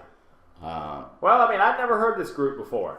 I don't follow new music much, and I definitely don't follow that genre of music. I just don't. So Michael, Coffee Guy, have you heard of that band? Anybody else out there? Hello, Jeff Adams Show. Michael is the one that pulled it up and sent me the story. So I'm sure he's heard of it. Yeah, Boob too. That's why I got up and let Derek get out, because I thought that was kind of uncalled for, him sitting there talking on the phone while Irvin was doing the show. But Derek is trying to find a job too, and that was a call having to do with his applying for a job. So you can't give the guy hell for that. He's trying to get a job. So. Right? Did you say something then? Did you tell him to get out? Well, I got up and directed him to walk out. So okay, he was talking while you were talking. It just didn't come across very well. All right, very good. Well, we have a little bit of discipline around here. Well, I know it annoys the hell out of me when someone's trying to tell a story and then you got people talking in the background. So yeah, Derek wasn't. Derek wasn't trying to be rude. He's got to take that call. So, right. Plastic Camera said, "That's right. Awesome. I hope he gets." Yeah, Michael, Coffee Guy, has not heard of him either. Anybody else in the chat world, have you heard of As I Lay Dying? Is it too much to ask you to play an As I Lay Dying on our next break? Can you pull that song up, Ed? It's the name of the song? No, that's the band. This is the band that the guy's been charged with trying to hire someone to kill his wife. Wow. I've never heard their music. Hey, we got a new guy, Jeff Adams Show. Yeah, welcome, Jeff Adams. Maybe we'll check your show out. He says, what happens if you get jobs? No show? No. No, then he just has to go work, and we work it out. We then might change the time of the show, right? Exactly. We might become a nighttime show. Exactly. It might become the evening roast. I don't know. And, we'll have to get night jobs. We can create our own night jobs. Hell, we'll cross that bridge when we get to it. Yeah. I always said I'm going to do this as long as I enjoy doing it. If I stop enjoying it, then I'm going to drop out. The Jeff Adams Show says, love you on blog. Thank you. He's a fan. Thank you. Yeah, Coffee Guy. Creed was also in the media portrayed as a Christian rock band. Remember, they were kind of portrayed as Christian rock. What, Creed? Yeah. I used to call him crud. Well, it's horrible. Here's what happened. It's horrible music. There were some brothers in my church who were with the Spanish ministry, and one of them could somewhat sing, but he used to put on those songs that were so cheesy that I would sit there and laugh, like this is absolutely horrible. And then there was a time when I had another brother agree with me, so we used to look at each other from across the room like in pain. Right. And we would laugh, so we were kind of like Christian mockers. Wow, that's not Christian of you, Irvin. We were doing that. Don't you know that whole thing about throwing stones in glass houses? What is all that? Huge crackhead. Who is? The guy from Creed? Who's the huge crackhead one of one? Irving? No, you're right. But you're right. Scott Stapp from Creed, Coffee Guy, did have problems later on. Call! Oh, we got a call. All right, bring it on up. We're not giving you a DVD today, but starting tomorrow we will. Okay. Actually, Graybeard would have got the first one. Morning, Rose. Hey, good morning. Donnie Curry, I can tell that voice from there. Donnie, how you doing, brother? All right. I was doing just fine till I had to listen to that song to that group. Are you kidding me? You just listened to it? Well, I tried to. That was the operative word. They're a screamo band. Are you kidding me? Well, are their lyrics Christian-like? Hey, listen. I've listened to heavier music on Christian during the '80s. I don't know if you guys remember the group Stryper. Stryper, I do. With Oz. One of the guys in his last name was Oz. Yeah. OZ. Yeah, and I'll tell you, I don't care how many times the media tries to pound it into your head that Creed was a Christian group. They were not a Christian group. They weren't? And no, they weren't. Not in any mainstream Christian music I ever listened to did I ever hear Creed come up on the radio stations.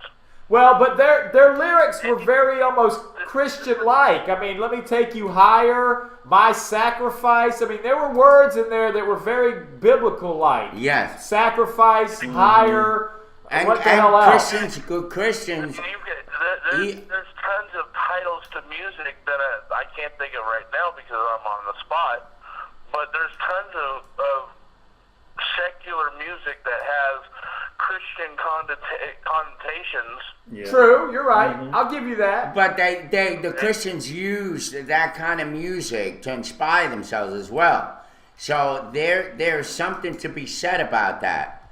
That even though this guy was a hard metalist rocker, somehow he was able to reach the heart. Now that could have been just for sales because he knew how to inspire people through the Christian faith.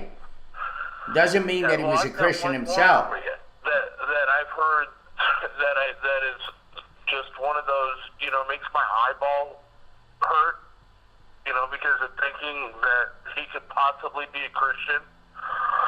I've heard this from my kids and from other people that Ozzy Osbourne is a Christian.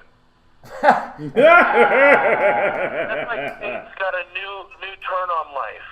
Okay, the guy has had. I don't care if it was a promotion or not. He bit the head off of a bat. Are you kidding me? Well, I just think he was crazy. I think Ozzy Osbourne was on something when he did that. Mm-hmm. Just like when he went in front of the record industry people and he bit the head off the bird. Yeah. That's that famous story where he went in front of a bunch of big suits in a record company and was trying to sell something, and then he pulled a bird out and it bit its head off. And it was like Houdini getting punched in the stomach towards the end of his life. Right. It's just something they expected Ozzy to do. Right. But the thing is, I'm all for it. Obviously Ozzy finds God, that more power to him. But I think that a lot of kids that listen to this crap music nowadays. Right. Okay, they want because we all did it as kids. Oh, Mom, Dad, Black Sabbath, they're Christians. I don't know why you have such a problem with me listening to them. They just tell their parents this shit just so they can be able to listen to it without getting harassed by their parents. I know because I did it myself. Right. Well, any band technically could be Christians. It's not for us to say what someone's beliefs are when they step off that stage. You can be a Christian and still sell yourself like Marilyn Manson. It doesn't mean you're not deep. Because we got to remember, Donnie, stuff like that is also strictly for the paycheck. It's for attention. It's because rock and roll always... Which is what I'm referring to. This may be the case. Which rock and roll always represented the devil. It always represented the opposite of God. It always represented what you're not supposed to do, what you're not supposed to like, how you're not supposed to behave. That's what rock and roll represents. It's what your parents don't like. It doesn't mean these people are not Christians just because they convey a non-Christian attitude, right? Mm-hmm. Right. Hey, Irvin, let me make another good point towards you. Being a Christian, that there are a lot of crossover artists. But see, the thing that gets me is that there are those that claim, like the newscast or the media that you just read about As I Lay Dying. Right. This group was in media considered a Christian group. I've been in the Christian music for a good 3/4 of my life, and I've never heard of them. And I'm trying to be up to date with them. So, but anyways, I see that you guys need to keep going. I just wanted to drop my 2 cents on this. Appreciate it, Donnie Curry. We thank you, buddy. And remember, be ready to call the next few days and stuff if you want you a DVD. Okay, here we go. We got chat as DJ Mean says, wasn't there a rumor of rapper Eminem becoming a Christian? I have no clue. I don't follow Eminem because I remember that. I remember you saying. I don't like his music. I just never liked Eminem. Well, I mean, I don't follow. I mean, I guess the proof is in the lyrics, right? I mean, what are the lyrics to some of these As I Lay Dying songs? Yeah. Donnie told us that he couldn't tell what the hell the guy was saying. He was just screaming. I mean, if you really are a Christian band, I guess it's in the lyrics. We got to have Ed try to. I think Ed's working on it. Okay. Brian says, I'm a Christian and don't think I'm full of shit. You're free to disagree, though, of course. Yeah, I'm not ever. Whoever said you're full of shit, Brian? Yeah. I don't know what he's saying. Is somebody on there talking about him or something? I don't know. No, I mean, I don't think people are full of shit. They're entitled to believe in what they want to believe, whether I agree with them or not. I mean, again, though, with the case of this, with this Tim Limbasis guy from As I Lay Dying, it goes back to my beliefs that whether their music's Christian or not, it shows one thing for sure. He's an imperfect human being, right? Right. He's not perfect. He's got problems. Christians are, and Jews, and so are non-Christians. So are atheists. They're not. No one's perfect. I mean, regardless of what music he was trying to sell. Yeah. 101. Oh my goodness. NWA is Christian rap. Where? Where is this? Even I'm not. Bootu says violent video games do more to harm than music to someone's state of mind. Well, that's opinion. I mean, that's a good argument, but there's It the is argument. a good argument. There's the argument. I agree with you. But there's the argument the other way. I mean, there are people that think, music is bad for you too. Look back in history. Dumpster Baby says nowhere in the Bible does it say that you have to sing a specific genre. That's very true. True. Brian says, well, so what about Orthodox and Eastern Christians? They split off long before Martin Luther, long before Christianity even spread to Europe. Well, what about them, Brian? What are you getting at? Are you talking about music that's Orthodox and Eastern Christian? Lamb of God. I've heard of that name, Edward. I've never heard their music, but I have heard that name. And Lamb of God, I know. Now, Lamb of God, are they a Christian rock band? Lamb of God. No, is Lamb of God a Christian rock band? No. Yeah, they are. They are, but there's a song called Lamb of God. Right, but Edward's talking about the band. Okay, wait a minute. We got Jews behaving like a Jew. Hating on Christian beliefs. The Bible belt has the highest rates of divorce, drug abuse, teen pregnancy, etc. Delusion will not cure society's ills. That's what he thinks about Christians. He also makes a comment earlier where I'm trying to find it. You guys can find it. I think Coffee Guy says, I think if you spend any time ruining your life. Well, basically he says that Eminem is too smart to be a Christian. Well, that doesn't make sense. Well, he's probably too high. Yeah. But anyway, I'm just joking.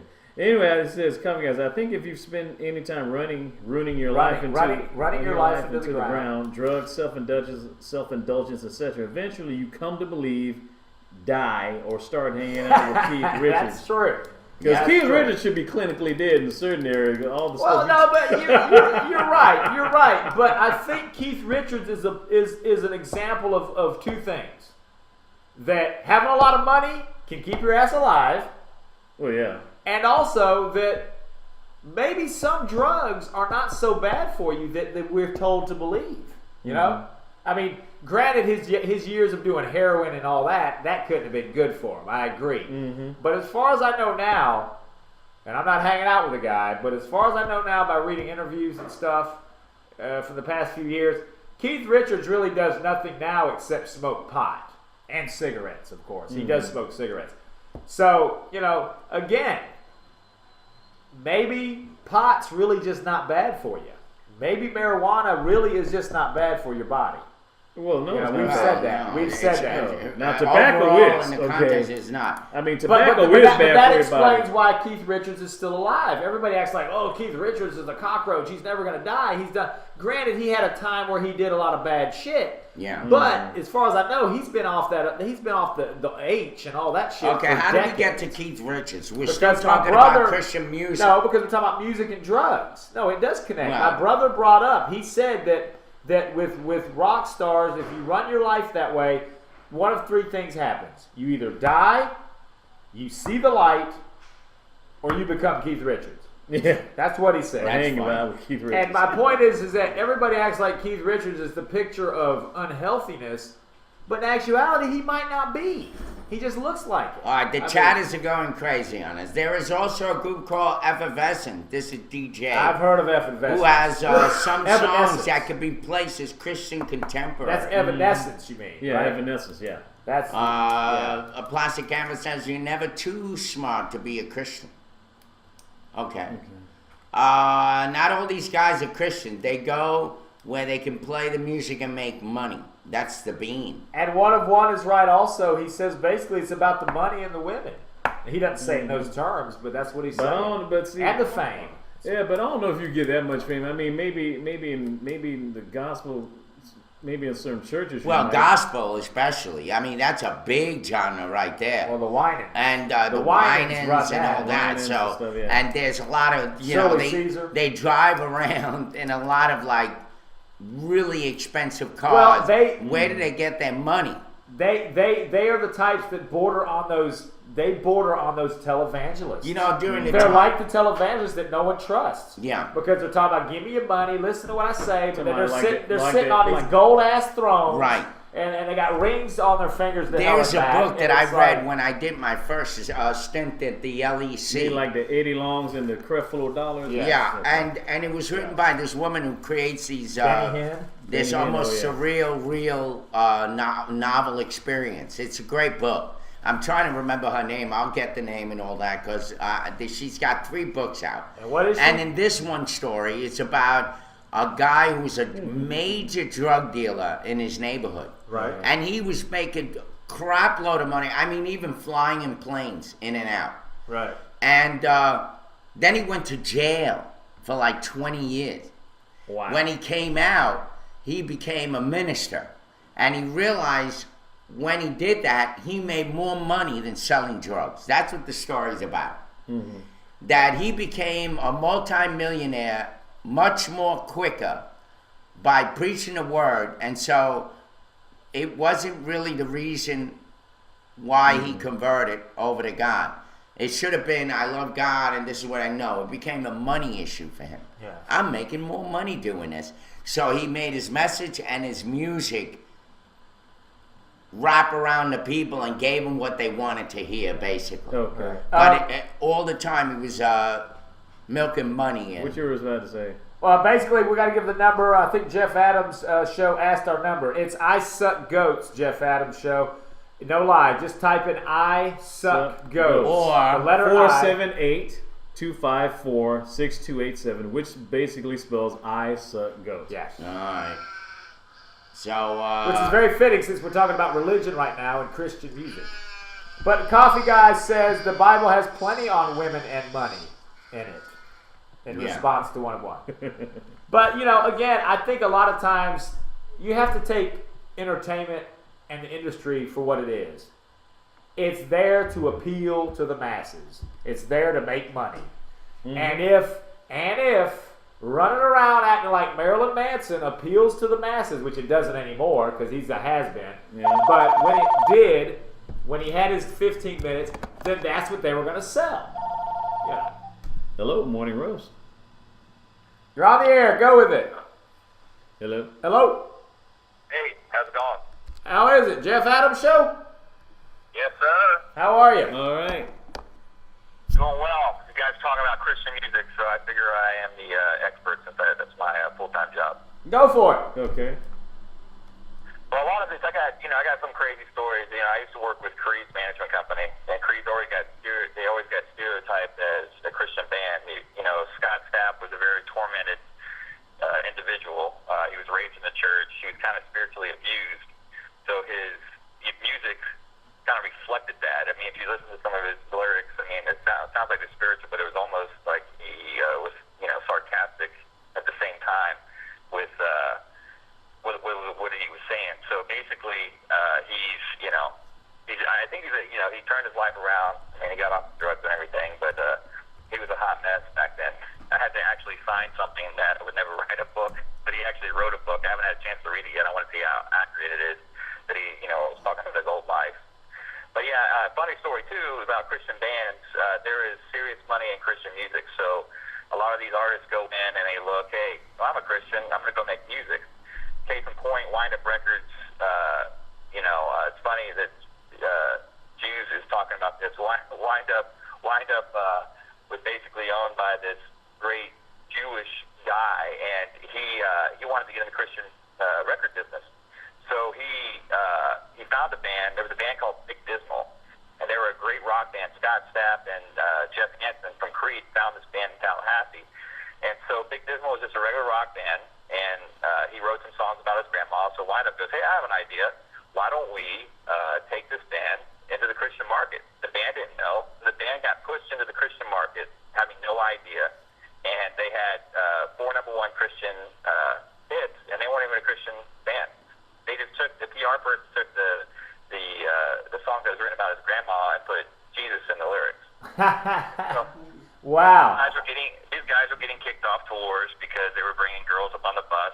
They were going to play youth groups and things, and they were smoking pot and trying to hit on these youth group girls, and it caused a lot of ruckus in the industry. And then the guys kind of finally turned their lives around a little bit and kind of adjusted to the market. I remember, too, they were nominated for a Dove Award, and I said, here's a guy. This would be a great movie, by the way. I go, here's you guys' chance to become clean. You know, you can just kind of tell what happened now that you guys got your lives straightened out. And they're like, nah, man, we deserve this award if we win it. Right. What's the name of that band again? What's that? What's the name of the band? Dismal? Dismal, yeah. Okay. Abysmal? Yeah, Big Dismal.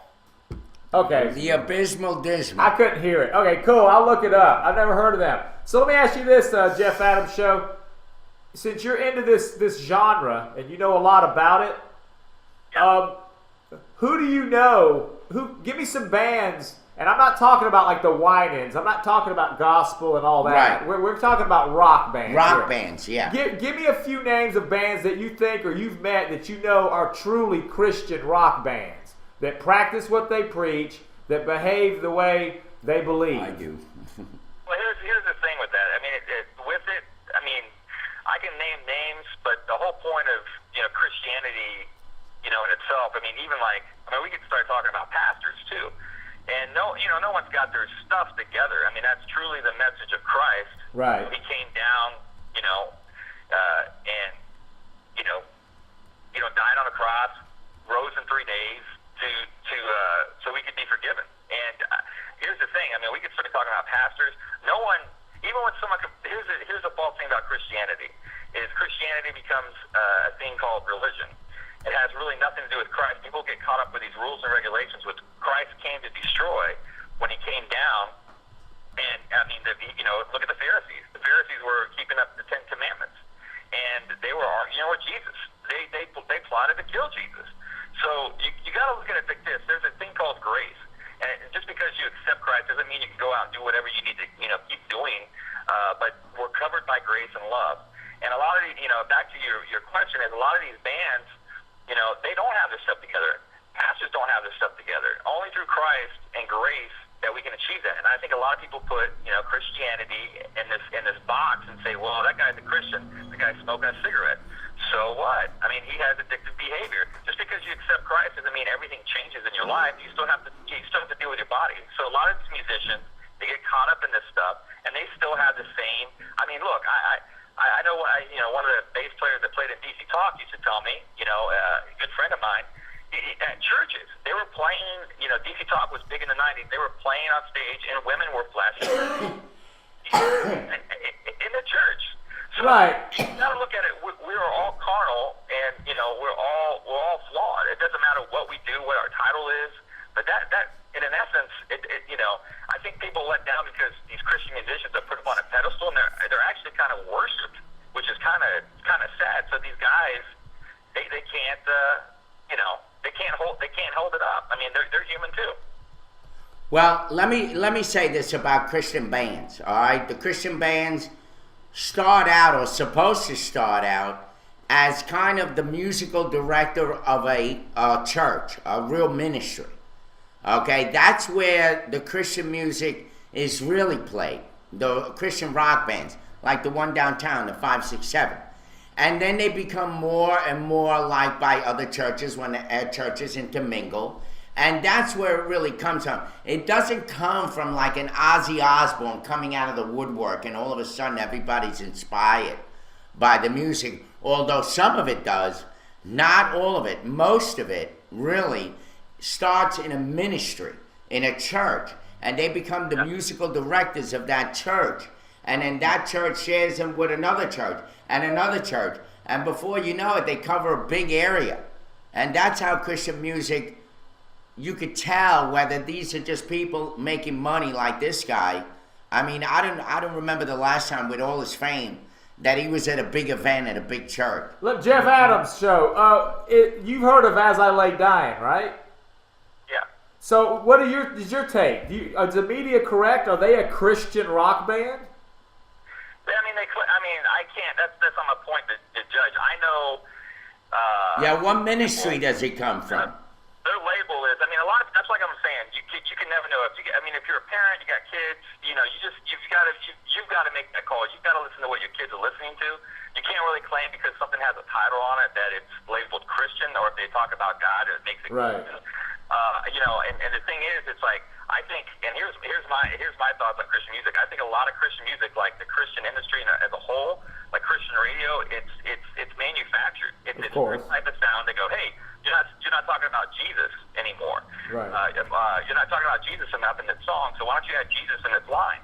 Right. So the end result is it's manufactured and it's not really real Christian music. I think bands that interest me are bands that are seeking and they have questions in their lyrics.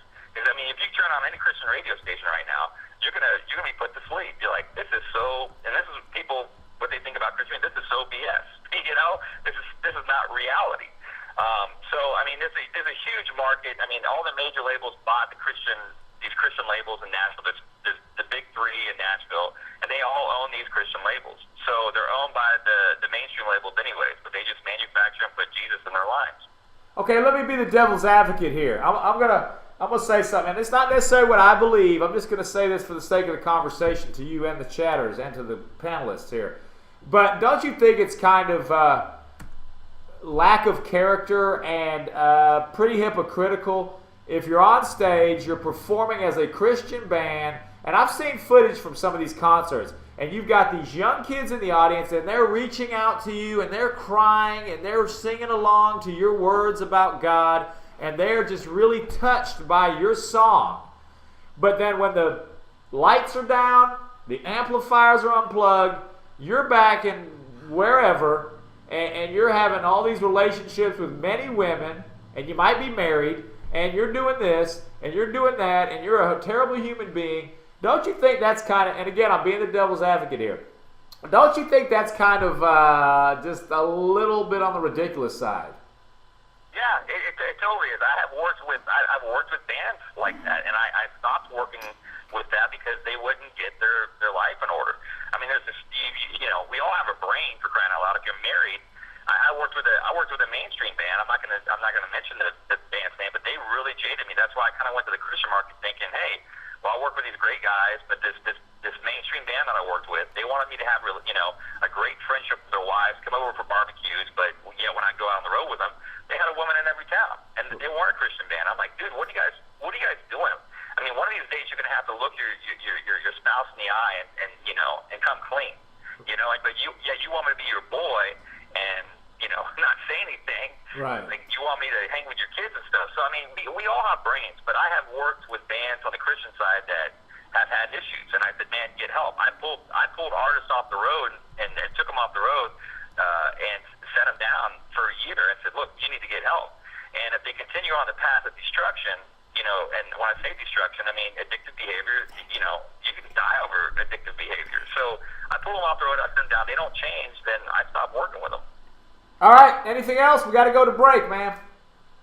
It's all good, man. I just want to call in. Thanks a lot. Thanks for listening. Thanks for chatting and all that. Thanks for calling, and we appreciate it. And we are on a hard break. It's 10:05. Yes. And we'll return back to, if you want, to what the chatters were saying. Yeah. This is a good topic. And love it. We got a couple other stories. We'll come back after this message.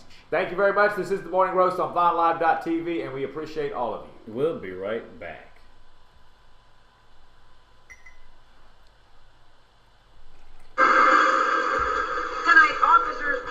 South Florida drivers giving them tickets, but those tickets have a secret signal that may drive you mad. It's a 7 News exclusive investigation. Hello again, everyone. It's tonight's top story. A 7 News investigation exposing an unfair practice that is taking place every day in traffic court. Investigative reporter Carmel Cafaro has discovered officers are having secret ticket talk with judges, and it could affect your case. It's the point. No motorist see. But when an officer pulls you over, there could be something extra written on the ticket that until now the public has never seen. 7 News has discovered drawings like these on the back of some traffic tickets issued in Broward County. We're told officers draw a smiley face for a good attitude, a frowning face for a bad attitude, and if an officer thinks you're a real jerk, he might draw this. To the court, that, and to him, that means flaming A.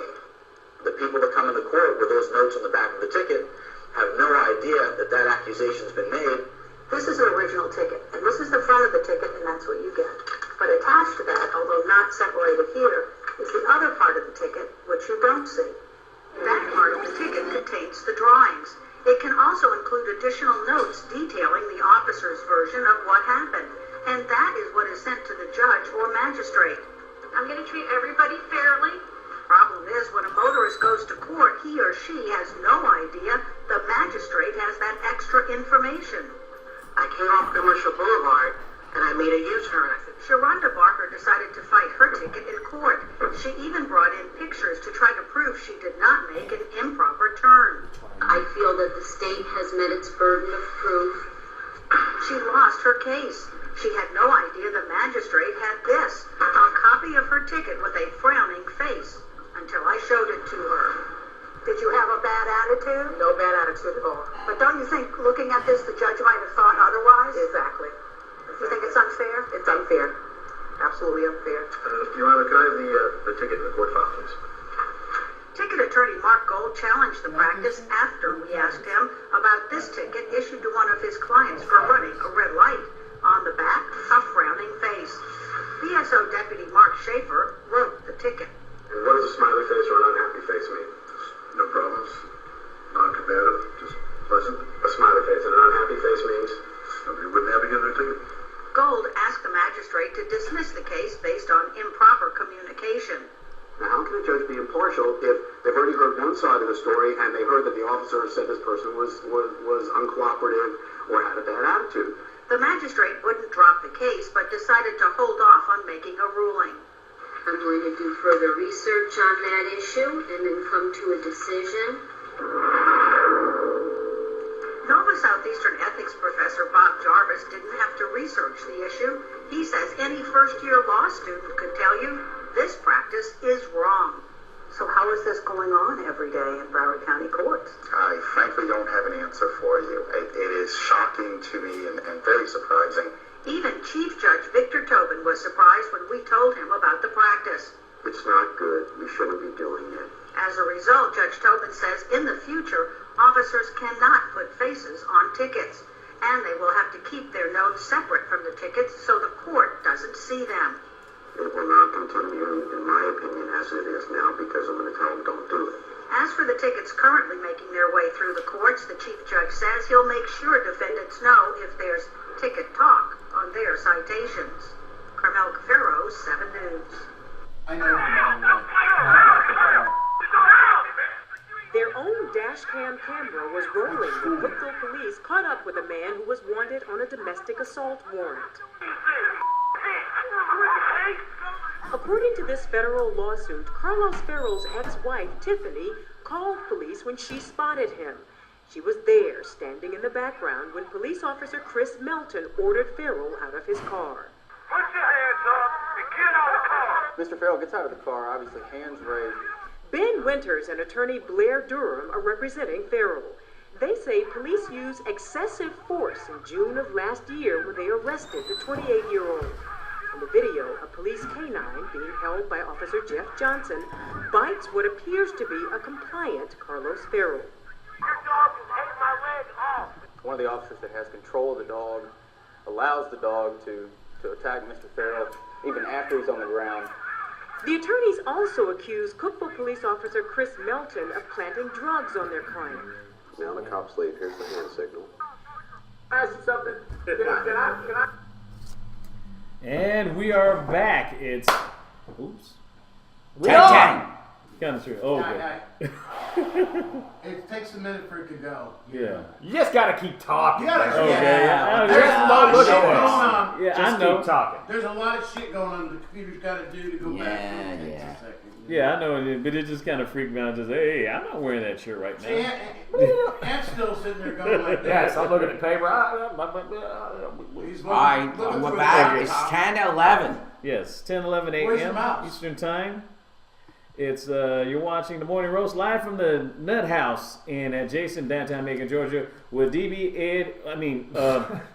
You know what I meant. Ed, DB, and Nerve. Ed, and Eddie. Yeah. And I thought you didn't drink, Derek. It's what's going on here? It's from that. That's from the we have been having a good heat. My Speaking of speaking, I can't speak. We've been having a good, hot, and heavy conversation on Christian rock music. Yes.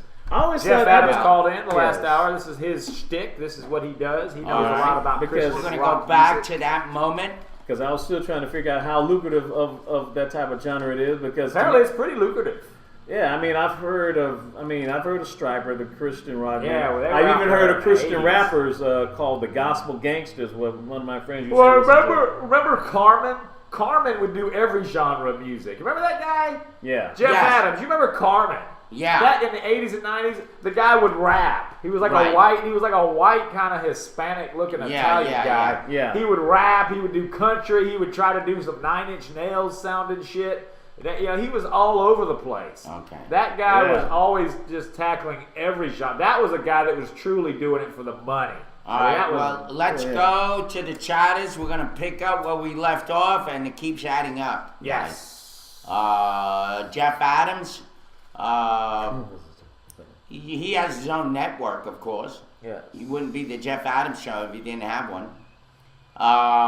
And so he does interact with his chatters, and Donnie Curry brought up that question. But let's go back to talking about what we were talking about. Jews says Dumpster, the Bible wasn't written until centuries after the death of Christ. That's not true. You obviously don't know the New Testament. It true? It started being written about 50 years after Jesus' death, but some of it before. And so I don't think anybody here is alive that can prove that. Well, I mean, that's just, to me, Jews has just as much of a leg to stand on saying what he says as you have to stand on saying what you say, because no one's here to prove that. And then, but he says if Christ even existed. I mean, this is a guy that doesn't even believe that the main Jesus Christ he's entitled to his opinion. But if that's the case, he might as well say that the Roman Empire never existed because there are records of Pontius Pilate even contact with Jesus. So if Pontius Pilate didn't exist, then you might as well say the Roman Empire didn't exist. Yeah, I mean, because there's just documents on just that. Which is really what the Catholic Church is. The Catholic Church is an offshoot of the Roman Empire. Jews happen to like them. And that's why there's Roman the point Catholics. is, it was not the first church. It was not the first church. The first church was really the Greek Orthodox, who had taken on and were part of the good of the Jewish people at that time. They were more interacting than the Roman Empire. The Roman Empire was putting Christians to death. Yeah. While the Greek Empire wasn't really doing that. Well, the Greek wouldn't even had an empire anymore. They were absorbed by the Roman Empire. And so the Greek people were always believers in Jesus, and they were pushing Jesus way before the Catholic Church. The Catholic Church is actually the first denominational church who broke off from the Greek Orthodox Church. And they became kind of the Roman Empire for a while. They were pushing people around and, making sure that they were... the Holy Roman Empire, or are you talking about during the Inquisition, that type of thing? During the Inquisition, throughout all of history. The Catholic Church, they used to cut off your hands if you were black. And, or if you were left-handed. And had a Bible. See, if I was left-handed, I'd double... I mean, they were pretty vicious back then. Because you couldn't be left-handed and be a Christian at that time because that's where the name right-handed meant dexter, form of dexterity. Dexterity, Yes, dexterity. If you're left-handed, it was you're sinister. That's where you have the name sinister, evil. Bean says 44 years after Christ's death, but 300 years before it really took off as a religion. Yes. That's her response. When it was stretched, Thank you. Edward says, Irv, you got the history messed up. Your own brother's calling you out. Yes, the Roman Empire, because Where's 300 he years saying? after Christ's death, that's when Constantine made Christianity the national Roman religion. Faith. Bye, coffee guy. Have a great day, brother. He's out of here. Thank you for participating in the show. But this is my brother says all religion is bad, and again, misusing the word religion. Edward Urban said on here many times he doesn't like the word religion. It's not. Urban It's a belief. Urban doesn't follow. Religion is an act. It means that you do something in response to something that you believe in. So it's not getting to the core. It's kind of calling us all Hispanics. We're not Hispanic. We weren't born in Hispaniola.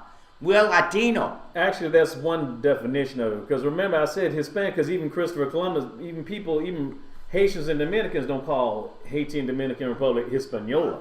Hispaniola, but to be honest, at least one definition I should say of Hispanic is basically the Latino culture that's absorbed or at least transcended or at least connected by the Spanish language. Because not all Latino people are Hispanic, because Brazilians are Latino, but they're not called Hispanic because they don't speak Spanish, they speak Portuguese. And so religion is a misused word. Okay, so Bean says it's getting on too long about religion. I agree with her. I agree with her, and the Bean.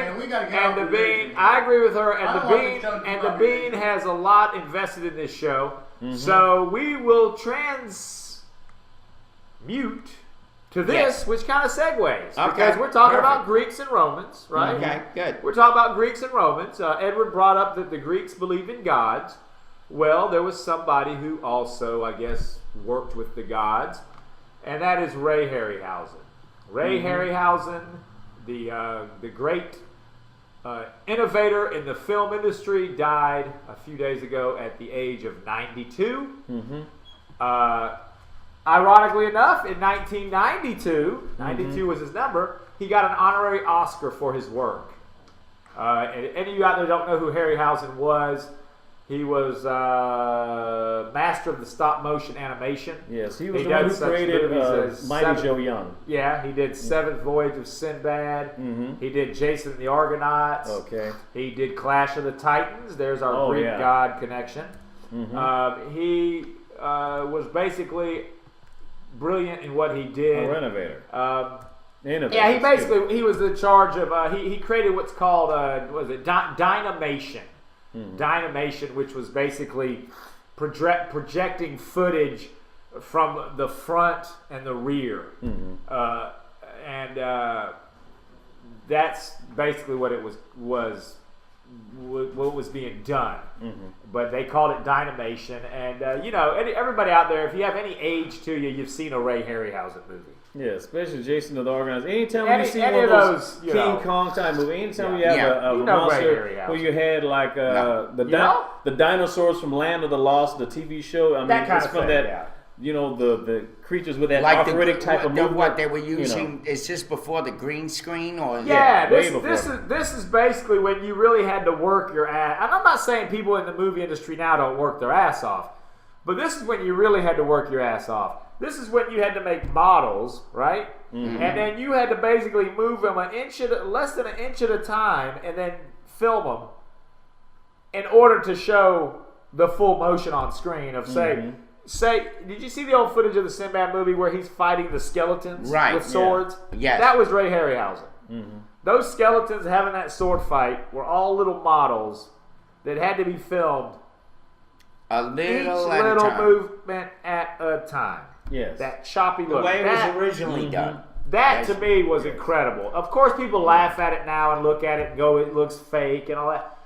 But the thing about it, at the time, it was innovative because no one else knew how to do that stuff. I mean, you couldn't just create special effects. Yes. And to me, some of it looks really good still. I don't think it all looks that cheesy. I think some of it looks really good. Well, wasn't Sinbad with Doug McClure, whatever his name was? Well, he did the Sinbad movies. Seventh Voyage of Sinbad. Right. So didn't he did the one with the tiger in the title. Sinbad and the Eye of the Tiger. Isn't that part of that artwork? I mean, they didn't have what they have now. No, that's exactly part of it. No, that Sinbad stuff was Ray Harryhausen. Mm-hmm. You know, and yes, even George Lucas basically gave reverence to him. He says if it wasn't for him, he probably wouldn't even be a Star Wars, because there was some type of stop motion animation in the first Star Wars movie, Episode 4, New Hope, where I think R2-D2 and Chewbacca was playing some type of game. Yeah, the chess, the space chess, the space chess thing. Yeah. So rest in peace, Ray. You basically touched a whole generation or three. Yes, you changed. You changed the genre of film. Your work lives on, and you inspired George Lucas. You made my childhood a little more fun. Yes, and sometimes even scary. Yes. Now we have to go back to be inspired by Disney. That's what's happening now that George Lucas gave up his franchise. Speaking of inspiration, Fritz Rosales and Josephine Rosales, proud parents of a baby delivered in the Sam's Club parking lot. Wow. At a discount. Yeah, so how the story goes, I saw this online this morning. Basically, Mr. Fritz Rosales was taking his wife to the hospital. She started labor pains. She started labor. And the baby wanted to come out quicker than, I guess, they had time to travel. And so he detoured. Well, he had to do one of two things. First he had to stop for gas. Okay. He was almost out of gas, so he had to stop for gas. Oh. They then began to move again. Because you can't push a car and push a baby at the same time. And then they had to stop for a train. There was a train that was about going 25 to 30 miles per hour, and he said it was about a 90-car train. So then they had to wait for the train. But it couldn't be just one train. Because then another train came after that 90-car train. No lie, this is what he said. Oh my God. So then he had to stop for that train. Well, the baby said, fuck all this, I got to come out. And the baby started to crown, I guess is what you can call it. And so he pulled into a Sam's Club parking lot.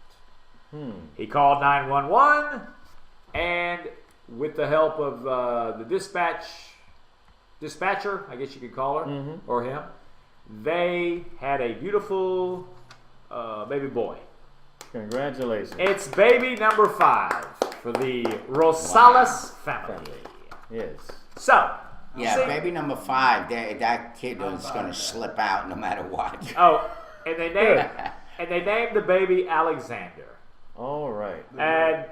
And he said also that he was at first very scared because when the baby came out, it seemed as if the baby was not breathing. So he said he kind of gently touched it, moved it, and kept saying, come on, little buddy, cry, start crying. And shortly after that, after the baby spotted Sam's Club, it started crying. No. I added that part. I couldn't get more. It said prices are falling!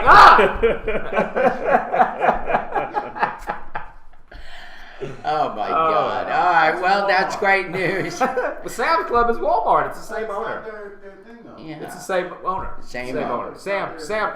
You know, Sam Walton. I know. Yeah. I know really well. You're married to one of the daughters, right? So why the hell are you here making none of that money? He's like, I used to be a Walmart greeter. Mary Ellen Walton. Yes. I wonder if old Alexander grows up to work at Walmart. Would that be something? John Boy's related to him. You know, what if that baby grew up to work at either Sam's Club or Walmart? Well, they always have he job goes to the Walmart family and says, you owe me a job. I mean, I was born on your damn property. You owe me a job. Anyway, congratulations. You know, it shows you really natural intuition and instinct If you really got to deliver a baby, you're going to deliver a baby. Well, you don't have to have doctors and all that shit. Right. If it's going to happen, it's going to happen. It used to happen in caves all the time. Yes, exactly. This is coming from the Christian. It's like it used to happen in caves all the time with the prehistoric Cro-Magnon. No, I'm serious. I mean, you know, childbirth is it's natural. It's natural. It's just you got to deal with all the blood and the woman screaming and all that. Yeah. You got to cut the umbilical cord. You got to cut the umbilical cord. You got to know how to tie a sailor's knot after you cut the umbilical cord. Otherwise, the baby just blows away like a whoopee cushion. Were you there for your kid's birth? Yes, of course. Oh, okay. I took pictures. I've got. I thought so. No, I've got pictures of, especially Elizabeth. See, because Heather, and she won't mind me saying this. Heather had to have a cesarean section. Yeah. Okay. And so, especially the first one, Elizabeth. I'm in there with the camera. I'm all suited up with the mask on and the big suit on. You know, everybody's all suited up to make it germ free.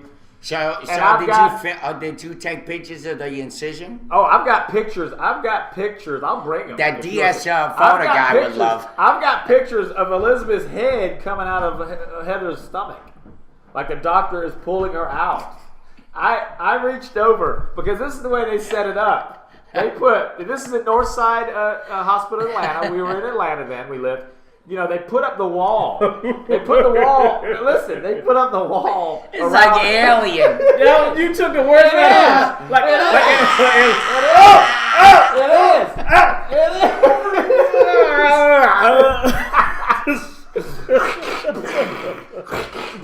They're coming. Doc, watch out. No, but so, I'll go ahead and make the disclaimer. Only Anthony can tell. I'll go ahead and make this. The words, images, or photos of Anthony Harris or his alone and does not reflect Von Live TV. Or the World Wide Web. Oh, jeez. You know what's the saying? Is you rather live having no regrets than regretting not doing something, right?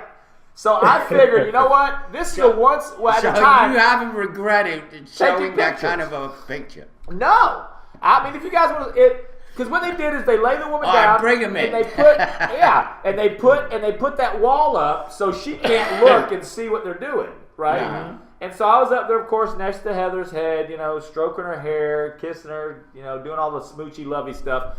And then I looked up, as I knew the baby was about to come, and I heard him. I would look up and over the wall occasionally and check, and I had my camera.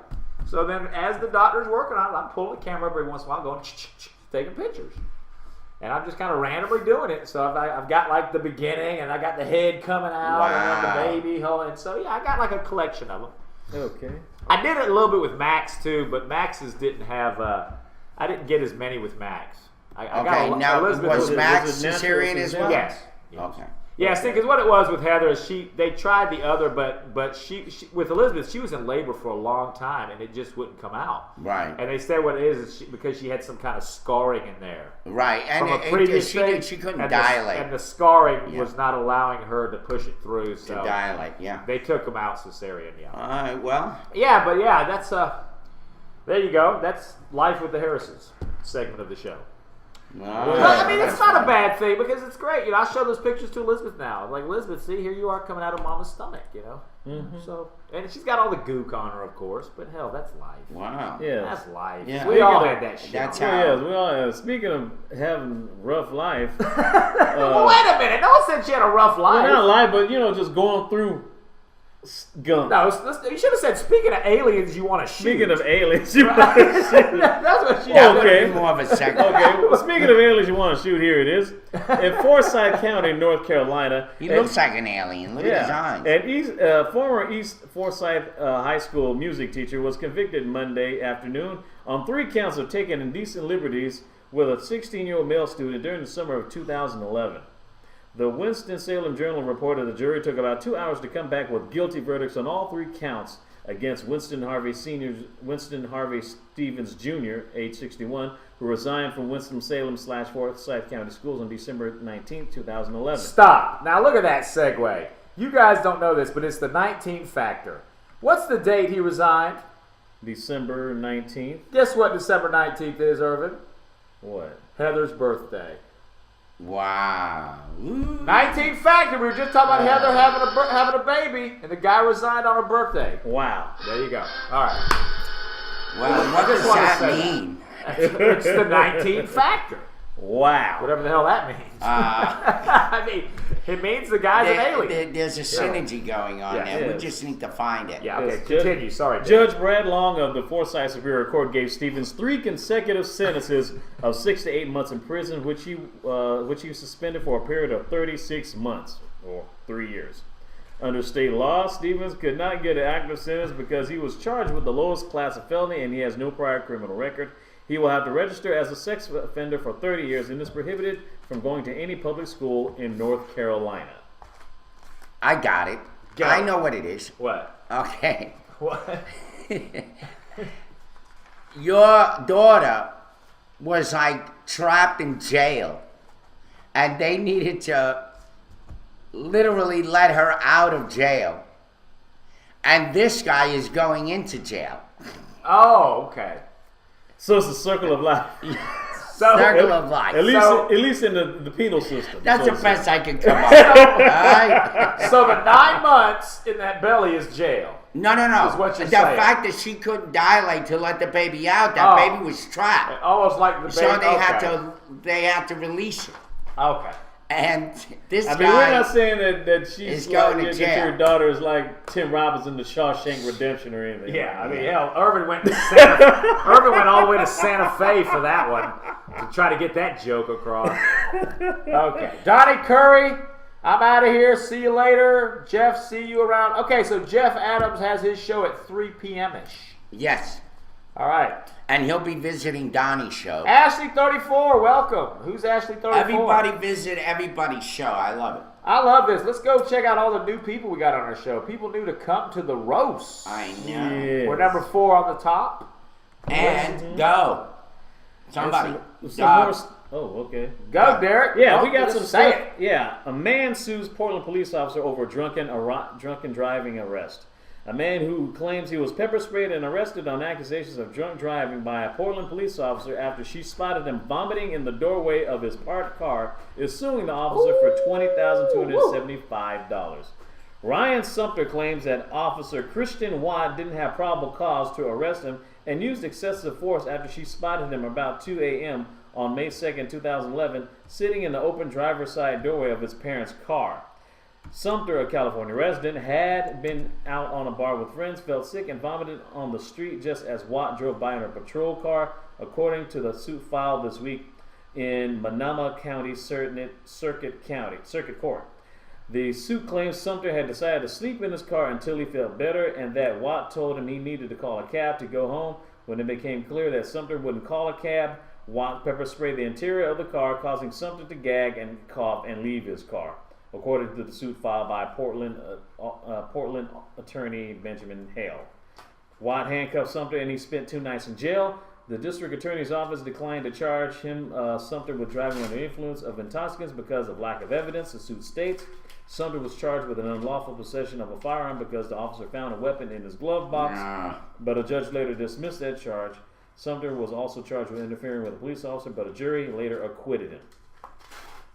The suit seeks $20,000 for pain, suffering, humiliation, and upset. He also seeks $275 for the cost of an alcohol detection bracelet he was required to wear after his release from jail. The city's attorney's office declined to comment because of the pending litigation. All right. What do you think, Irvin? Another crazy police story. Yeah. And should the guy get the money? What do you think? Oh yeah. Yeah. Oh yeah. I mean, you know, that's. You have to have no brains and be a kumbaya kind of woman. Well, let me say, let's tie it into the forum. Mm-hmm. That, in a way, is profiling, right? Yes. Profiling gone wrong, right? Another case of profiling gone bad. Now, going back to that profiling, the videos. Right.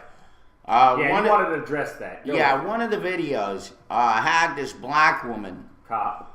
Officer. Well, no. There was a Hispanic cop. Well, yeah. Latino. Okay. cop. Her name was Martinez, as a matter of fact. That's right. She had the same Officer last name. Martinez. And this is on the video, not in person, but on right video. on video. Officer Martinez, and she had stopped this black woman on the road, and the black woman's like yelling at her and treating her like. You profiling. You always pull over black people. I know how you operate. She's going off. Yeah. Like That's exactly how the actor it was. seemed like the most stereotypical scenario. Yeah, it was. That you could imagine. Yeah. And the cop is like taking it like, you know, really nice and comfortable with it, or maybe not comfortable, but she wasn't really responding. And it was almost like having Jesus as a cop. I mean, she was taking it all. Get it right, Jesus. Yeah. And she was Latino after all. It wasn't real. Right. I mean, any cop, if you talk to them that way, the way that woman, that black woman in the car who was stopped by this Officer Martinez woman in the video, right? They would have ripped you out of that car and thrown cuffs on you and thrown you in jail. But you got to remember, Irvin, that was that particular scenario. Remember, you had 3 scenarios to choose from. One of the other scenarios that the guy never clicked on probably would have shown what you just said. The officer ripping the girl out of the car. Edward says not really, Irv. You have to see the video, Ed. I mean, even you would want to throw her in jail. I mean, it was. I know what Irvin's saying. The way the woman was acting was really irate. My brother's saying the same thing everybody says. Ed, I've heard that before. There are good cops and bad cops, and as I've said before, I'm not talking about good cops. I'm talking about the bad cops, because there are good cops and bad cops, and the bad cops are the ones that we're focused on. And occasionally we mention the good cops. I mean, like I said, I mentioned the cops. Yeah. When I get the records locally of cops that have no disciplinary actions taken against them and no complaints, I mention them. I give them their props. So. Yeah. Yes. This story that Dumpster Baby wants to send is, I think it's an update on the guy who was convicted of shooting 2 dead students. Before you go there, I'm going to answer this. That's a matter of opinion. No, it's not. It's a fact, Edward. We're actually doing the footwork of exposing cops who are bad, and there are many, too many. So you're just saying it from a spectator's point of view, but we're the players. We're actually doing it, and we're actually confronting it in a way that nobody else has done. That's true. I'm serious. Right. So even Miss Bites. It's not a matter of opinion at all. Even It's Miss a Bites. fact. Even Miss Bites yesterday, the woman that Irvin called the Kumbaya lady. Mm-hmm. She even repeatedly said, you know, I've been working in my way to get through to the cops and the police force by doing it the way I've been doing it for 7 years, which is behind the scenes. It's the same as Al Tillman said, behind the scenes. I'm working behind the scenes. Well, guess what? Your working behind the scenes hasn't worked for 7 years. Morning, Rose. Well, it's 60 degrees in Macon, Georgia, with a high of 80 and a low of 58. Well, yo, guys. Hello. Okay. As I was saying, as you know, there's this guy, Willie Jerome Manning, has spent 19 years on death row for double murder for killing 2 students from Mississippi College. He was supposed to go. He was supposed to be executed last night, but it says that he was. We talked about that in the car yesterday. Mm-hmm. But there's an update. He was given a reprieve, I think, last night. A death row inmate is set for execution even after the FBI admitted that expert evidence giving his 1994 murder trial pushed the limits of science and were invalid. William Jerome Manning, age 44, was convicted and sentenced to die by lethal injection for shooting dead 2 Mississippi State University students in 1992. His sentence is due to be carried out at the Mississippi State Penitentiary in Parchman Sunflower tonight at 6 p.m. local time after 19 years on death row. If it's carried out, it will be the first execution in Mississippi this year. Manning is black, and the 2 victims, Tiffany Miller, age 22, and John Steckler, age 19, were both white. The hair sample was the only physical evidence linking Manning to the crime scene. He has always maintained his innocence. Therefore, Manning's lawyers have asked the Mississippi Supreme Court to halt the lethal injection in light of the revelations. due to the microscopic hair comparison analysis testimony and laboratory report was presented in this case that exceeded the limits of science, and was therefore invalid, according to the federal authorities. So he was given a reprieve recently, but however, Manning was arrested not only for the killing of the 2 students, he was also convicted of giving death sentences for the murders of Emmeline Jimerson, a 90-year-old, and Alberta Jordan, a 60-year-old, whose throats were slashed during a robbery at their Starkville apartment a month after the 2 students' deaths. And that case still remains on appeal right now.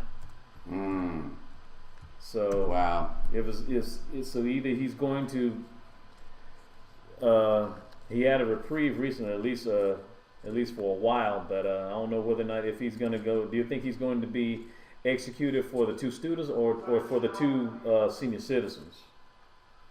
What do you think? Well, what was the question again? Do you think he's going to be acquitted for the 2 college students, and then they probably No, I just think that that they looked at the circumstances of how this all happened, and they probably found. Did he put in a mental illness plea? No, I don't think he did. I don't think he did. Okay, well, they just want to make sure it's a high-profile case, and maybe they could come back and try to push the deal, right? Getting him executed. But a winning execution. There are 2 trials that go on. There's the first trial to see whether he's guilty of anything. Right. Then there's a second trial to see, to decide on execution. Right. All right, and so maybe in that second trial, which probably didn't happen, right? Did it happen? Yeah, because they were going to execute him. Maybe on the second trial, there's more evidence came in, and or maybe another person wants to look at it. So it may not be the final decision. Okay. From what I believe. It could be overturned, in other words. So it's whether they choose to overturn it. Right? Okay, right. You're right. Whether the government chooses to challenge it on appeal or whatever. Right. So. Right. According to, and also some also some other news. There's supposed to be a waitful for the upcoming verdict of Jodi Arias' murder. Yeah. Jodi Arias' verdict. I believe it's Arias. Jodi Arias. Arias. Verdict watch. Says Yeah, I think that girl's guilty as hell. I mean, I haven't watched the courtroom procedure from day one, but I've seen snippets, and she sounds like the same type of person as But Casey, the chances are, I mean, she may get off. Well, it's like what happened with Casey Casey Anthony. But she seems like the same type. She's got this history of lying multiple times while she was being arrested, changing her story, which that never looks good. That's true. Well, at least the update kind of sounds like the Macon Police Department in the local government. I mean, think about it. They lied about a warrant. Then they lied a second time going, wait, there was a warrant, and the guy's name was Chucky Davis. And then they lied, and then that disappeared, the whole Chucky Davis thing. I mean, it kind of, you keep lying, you get caught. But maybe it was the cops that are lying. That's what I'm saying. I mean, we were lied to. If you were around during that time that we had that breaking story, that we no warrant. There was no warrant. We discovered it. Anyway, but G says it should be released. White women rarely get convicted of murder, and Arias is just white enough. Actually, you may not be white enough considering she is a Latina. I mean, she may pass, but they already have like proof of evidence of someone. They tried to make a sex tape, and unfortunately, left the camera on where they actually had stabbing, where she was stabbing a dude in the shower. So wait! You said that her killing the guys on tape? Yeah. Or at least the camera, or at least snapshots of it. Snapshot. Oh, really? I didn't know that they actually had proof of her doing that. Yeah. I mean, on video, on camera. I didn't know. And she threw the camera in the washing machine to try to, I guess, destroy the evidence. That's what they say. Well, that's already stupid. Well, I think there's 50,000 other ways to destroy something before throwing it in a washing machine. Well, why did you choose that route? Why did you just take a baseball bat to it? Well, because it's electric and stuff. It's an electric thing, and once the water hits it, it'll take be a bat. I want to hit the chat as exactly Casey Anthony. I have no faith in the justice system. That's from Randall68. Welcome. What's up, Randall? Dumpster Baby says the moment a pretty girl wears a conservative outfit and claims she is sexually abused by the guy she killed, she'll get off with it. Edward says, why would you need a warrant? What do you mean? What are you referring to? I know you're referring to us in the Sutton case, but what do you mean, why would you need a warrant?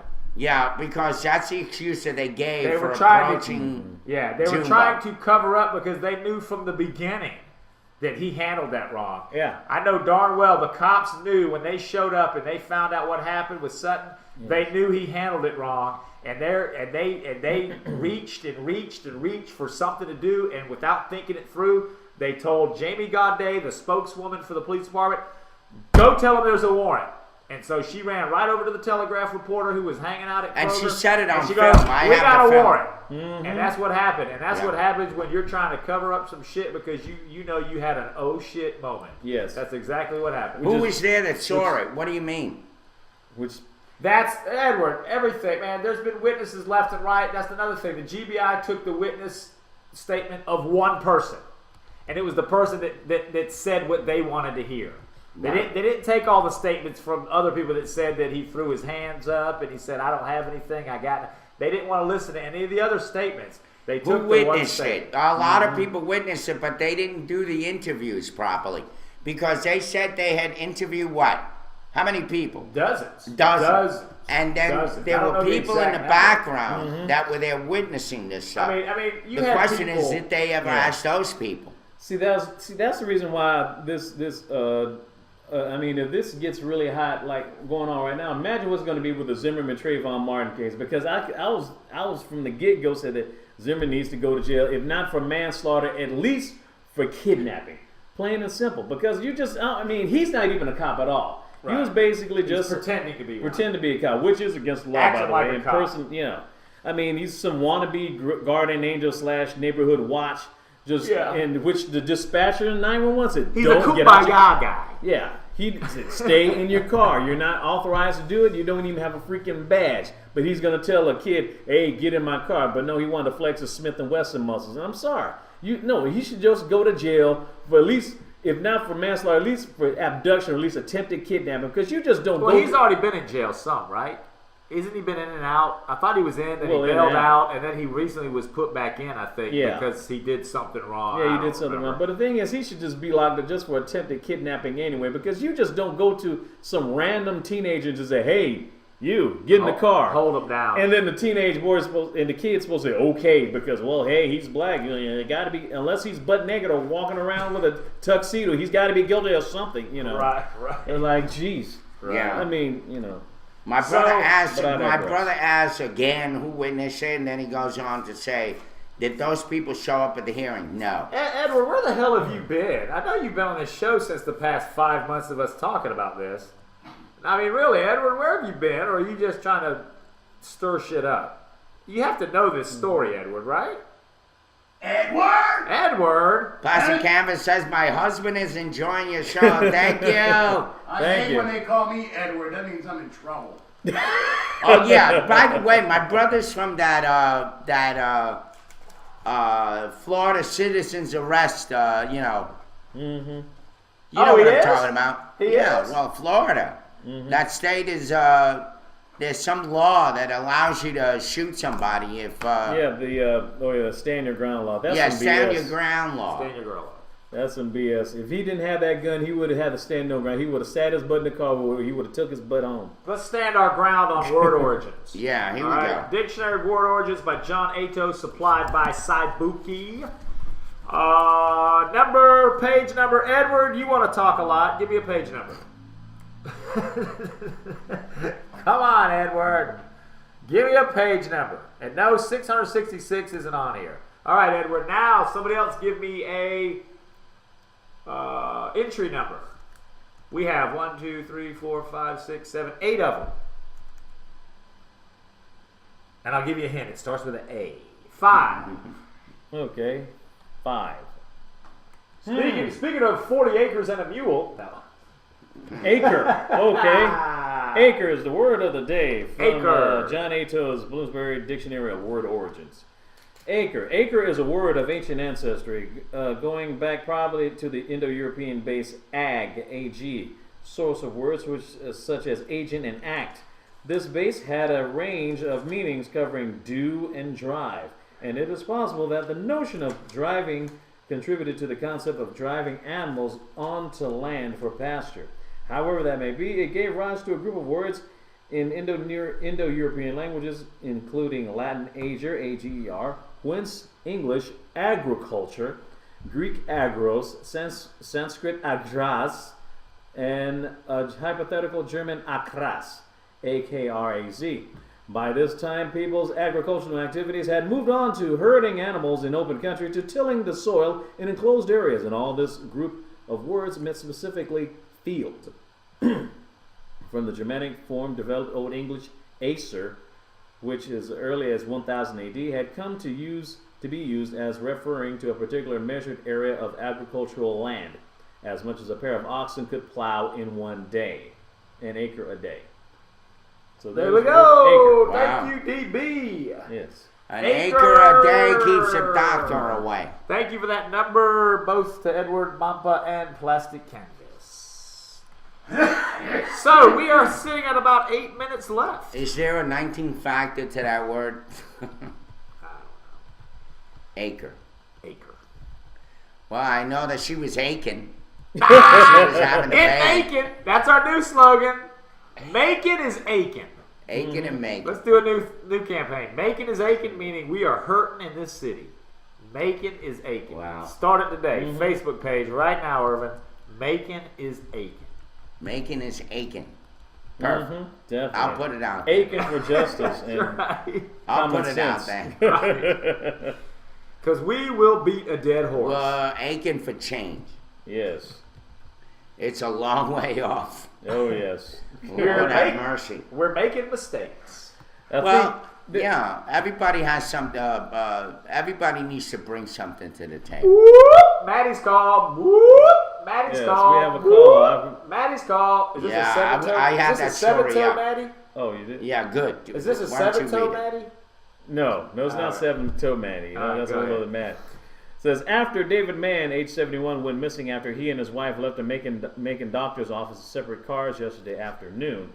Elaine Mann told police she turned from Riverside Drive onto Lee Road, but her husband continued heading south towards the city. I know exactly where Lee Road is. I used to hang out there with some buddies that lived on Lee Road. Wow. That was around 4:30 p.m. Tuesday, yesterday afternoon, according to a police news release. She hasn't seen or heard from him since, despite repeated attempts to reach him. David Mann was driving a 1989 black and brown Chevy van with the Georgia plate PAQ 6915. He was last seen wearing green cargo pants and a white long sleeve shirt. He recently worked from the Green Street area of Warner Robins, where friends and family are now searching. Police have issued a Maddie's call for Mann, who has undescribed medical conditions, according to the news release. Police are concerned he may be disoriented and having not eaten all day. A Maddie's call is a statewide investigative tool issued by local law enforcement for a missing or disabled person. Anyone with information on David Mann and or his vehicle is urged to call Macon Police at 751-7500.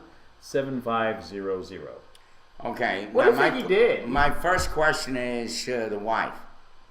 Maddie has a wife? Yes, they went separate ways. Why? If she has to know that he's suffering from some sort of mental... And they wouldn't tell us. They said undisclosed. Well, right? Undisclosed is probably Alzheimer's or dementia. Possibly. Okay? Mm-hmm. But why are you letting someone that exactly. has that drive? You got it. Yeah. You got it. That's my point. And why they drive with separate cars? Yeah. Yeah. She should have been driving, unless she's worse off than him. Or like maybe she just happened to make it Or home. maybe she didn't want to have an argument and let him have his way and let him drive himself back home. But at the same time, she didn't want to be in the same vehicle in case they got into an accident. Why couldn't she follow him like they did Slim Jim? Why didn't you?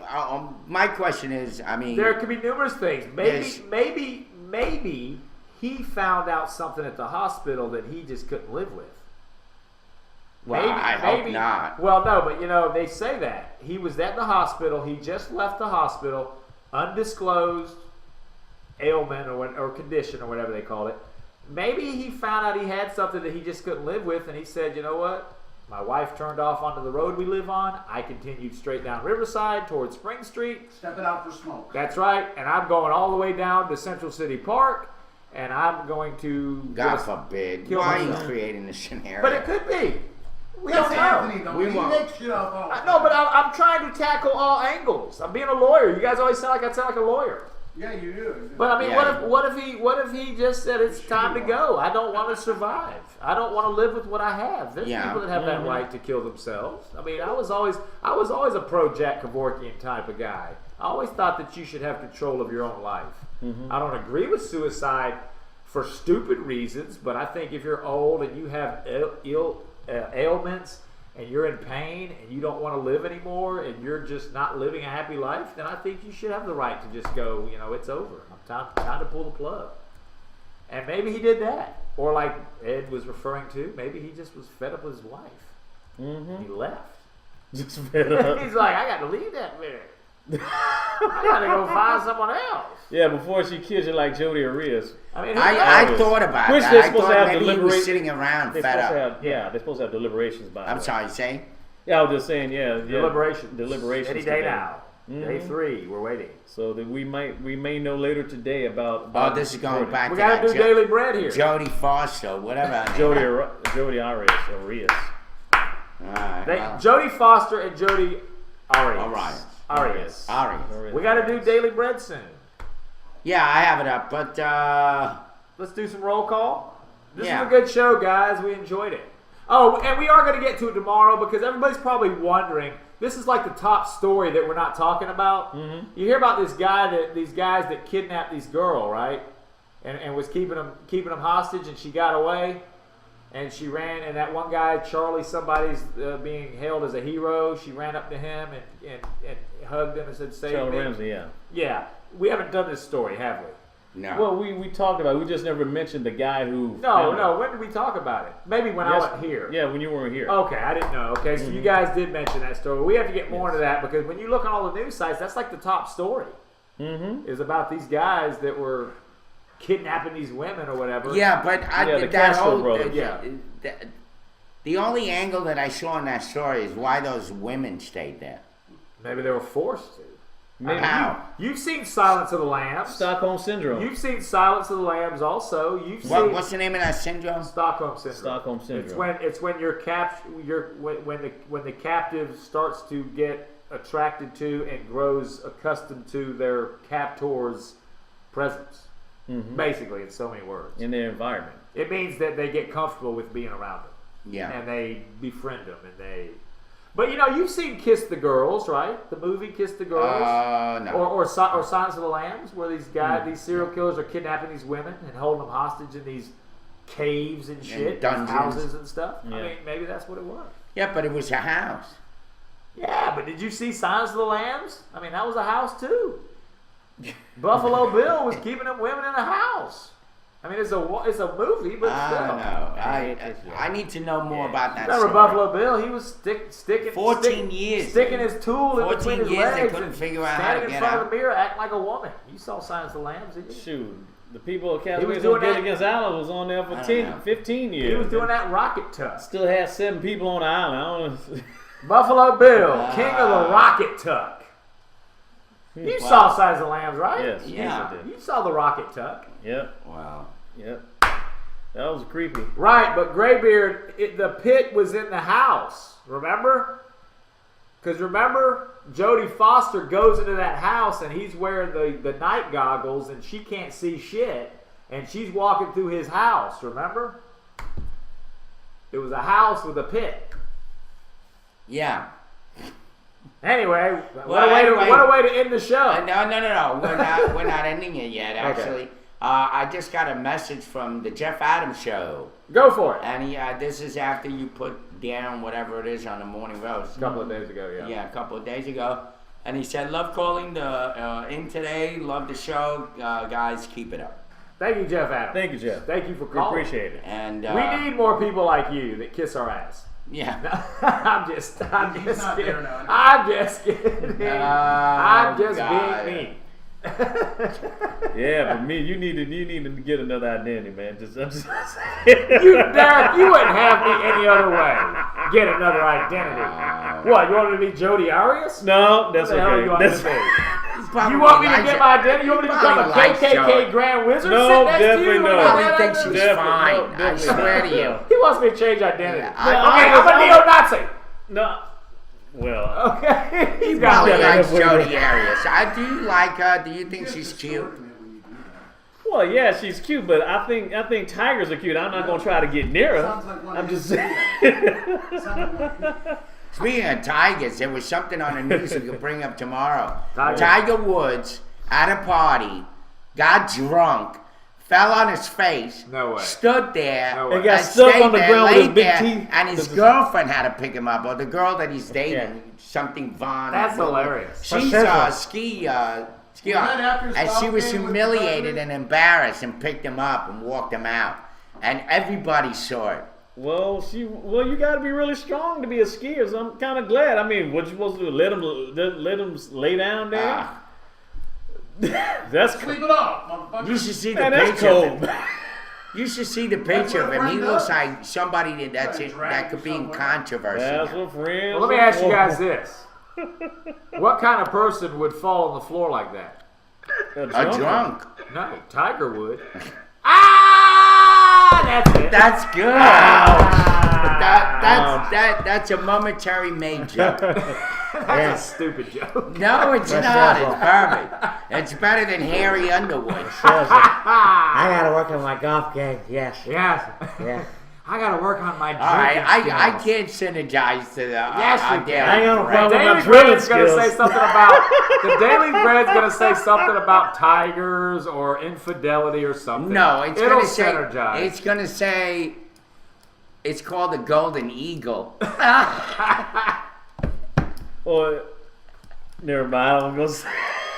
The Golden That's Eagle. similar to a golden shower. So close, but no cigar. All right, we're out of here. We'll do the roster after Daily Bread. Okay, very good. My son Mark and I will leaving.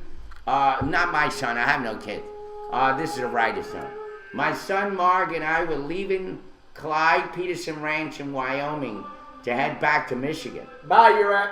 In the distance, we spotted a huge bird sitting in a solitary tree overlooking the steep canyon. As we approached, the golden eagle leaped from the tree and soared out over the canyon, the golden streaks in its feathers shimmering in the morning sun. Its immense in size and the beauty filled us with wonder. We felt privileged to witness this magnificent demonstration of God's awesome creativity. Creation plays God's wondrous works, Psalms 145:5. And when we stop to meditate on those works, we can't help but be awed as our minds and spirits are moved to reflect on the character of the God who created them.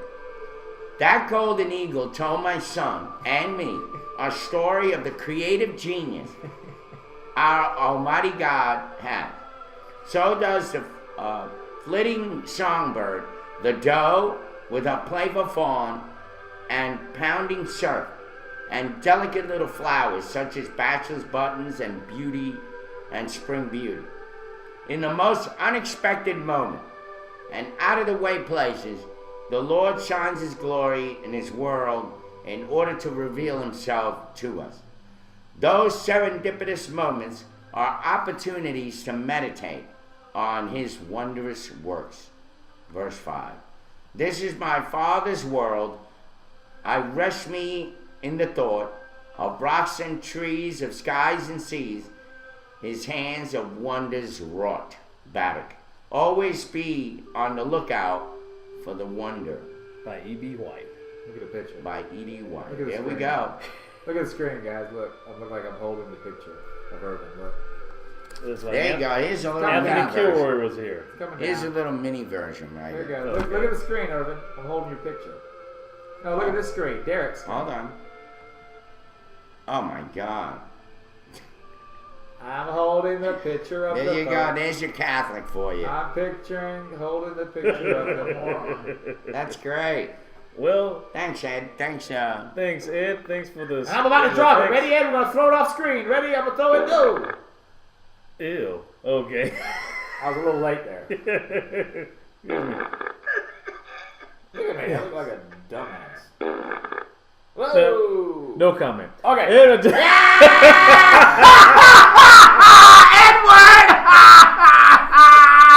My brother, thou shalt not agree Yell at to the disagree. Thou shalt not yell at cops. Thou shalt love all thy criminals. Wow. We want to thank all our chatters, all our guests here. Thank you, Edward. Because That's a perfect 77, ending. Saibuki, DJ Mean Gene, Edward Mampa. Thanks for laughing. Rosalind Nicole, thank you. Thank you very much. Plastic Canvas, Tower London, Ashley 34, and Stephen, and also Donnie Curry, who was here earlier, and Jeff Adams. Coffee Guy was here. Coffee Guy was we here. had a lot of people. Thanks to our callers. We had 3 callers today. Yeah, we did. Donnie Curry, Donnie Curry, Graybeard, and Jeff Adams. Yeah. I like that Jeff Adams guy. We got to get on his show. Definitely get on the show. And then we'll go to Donnie Curry's. Donnie Curry. Sit there and watch him sew. Check out the Donnie Curry show. Thank you, Ashley 34. Yes, we'll see you next time on the morning roast for Tomorrow. for Thursday. Thursday. Tomorrow we start it. First caller of the show gets a DVD.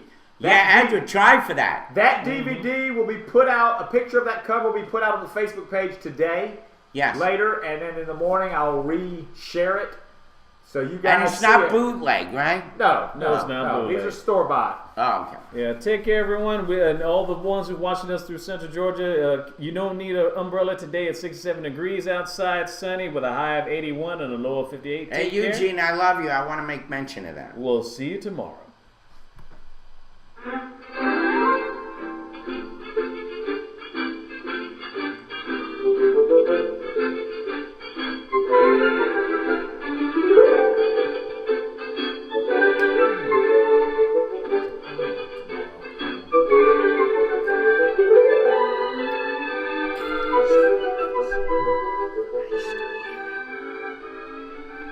You know,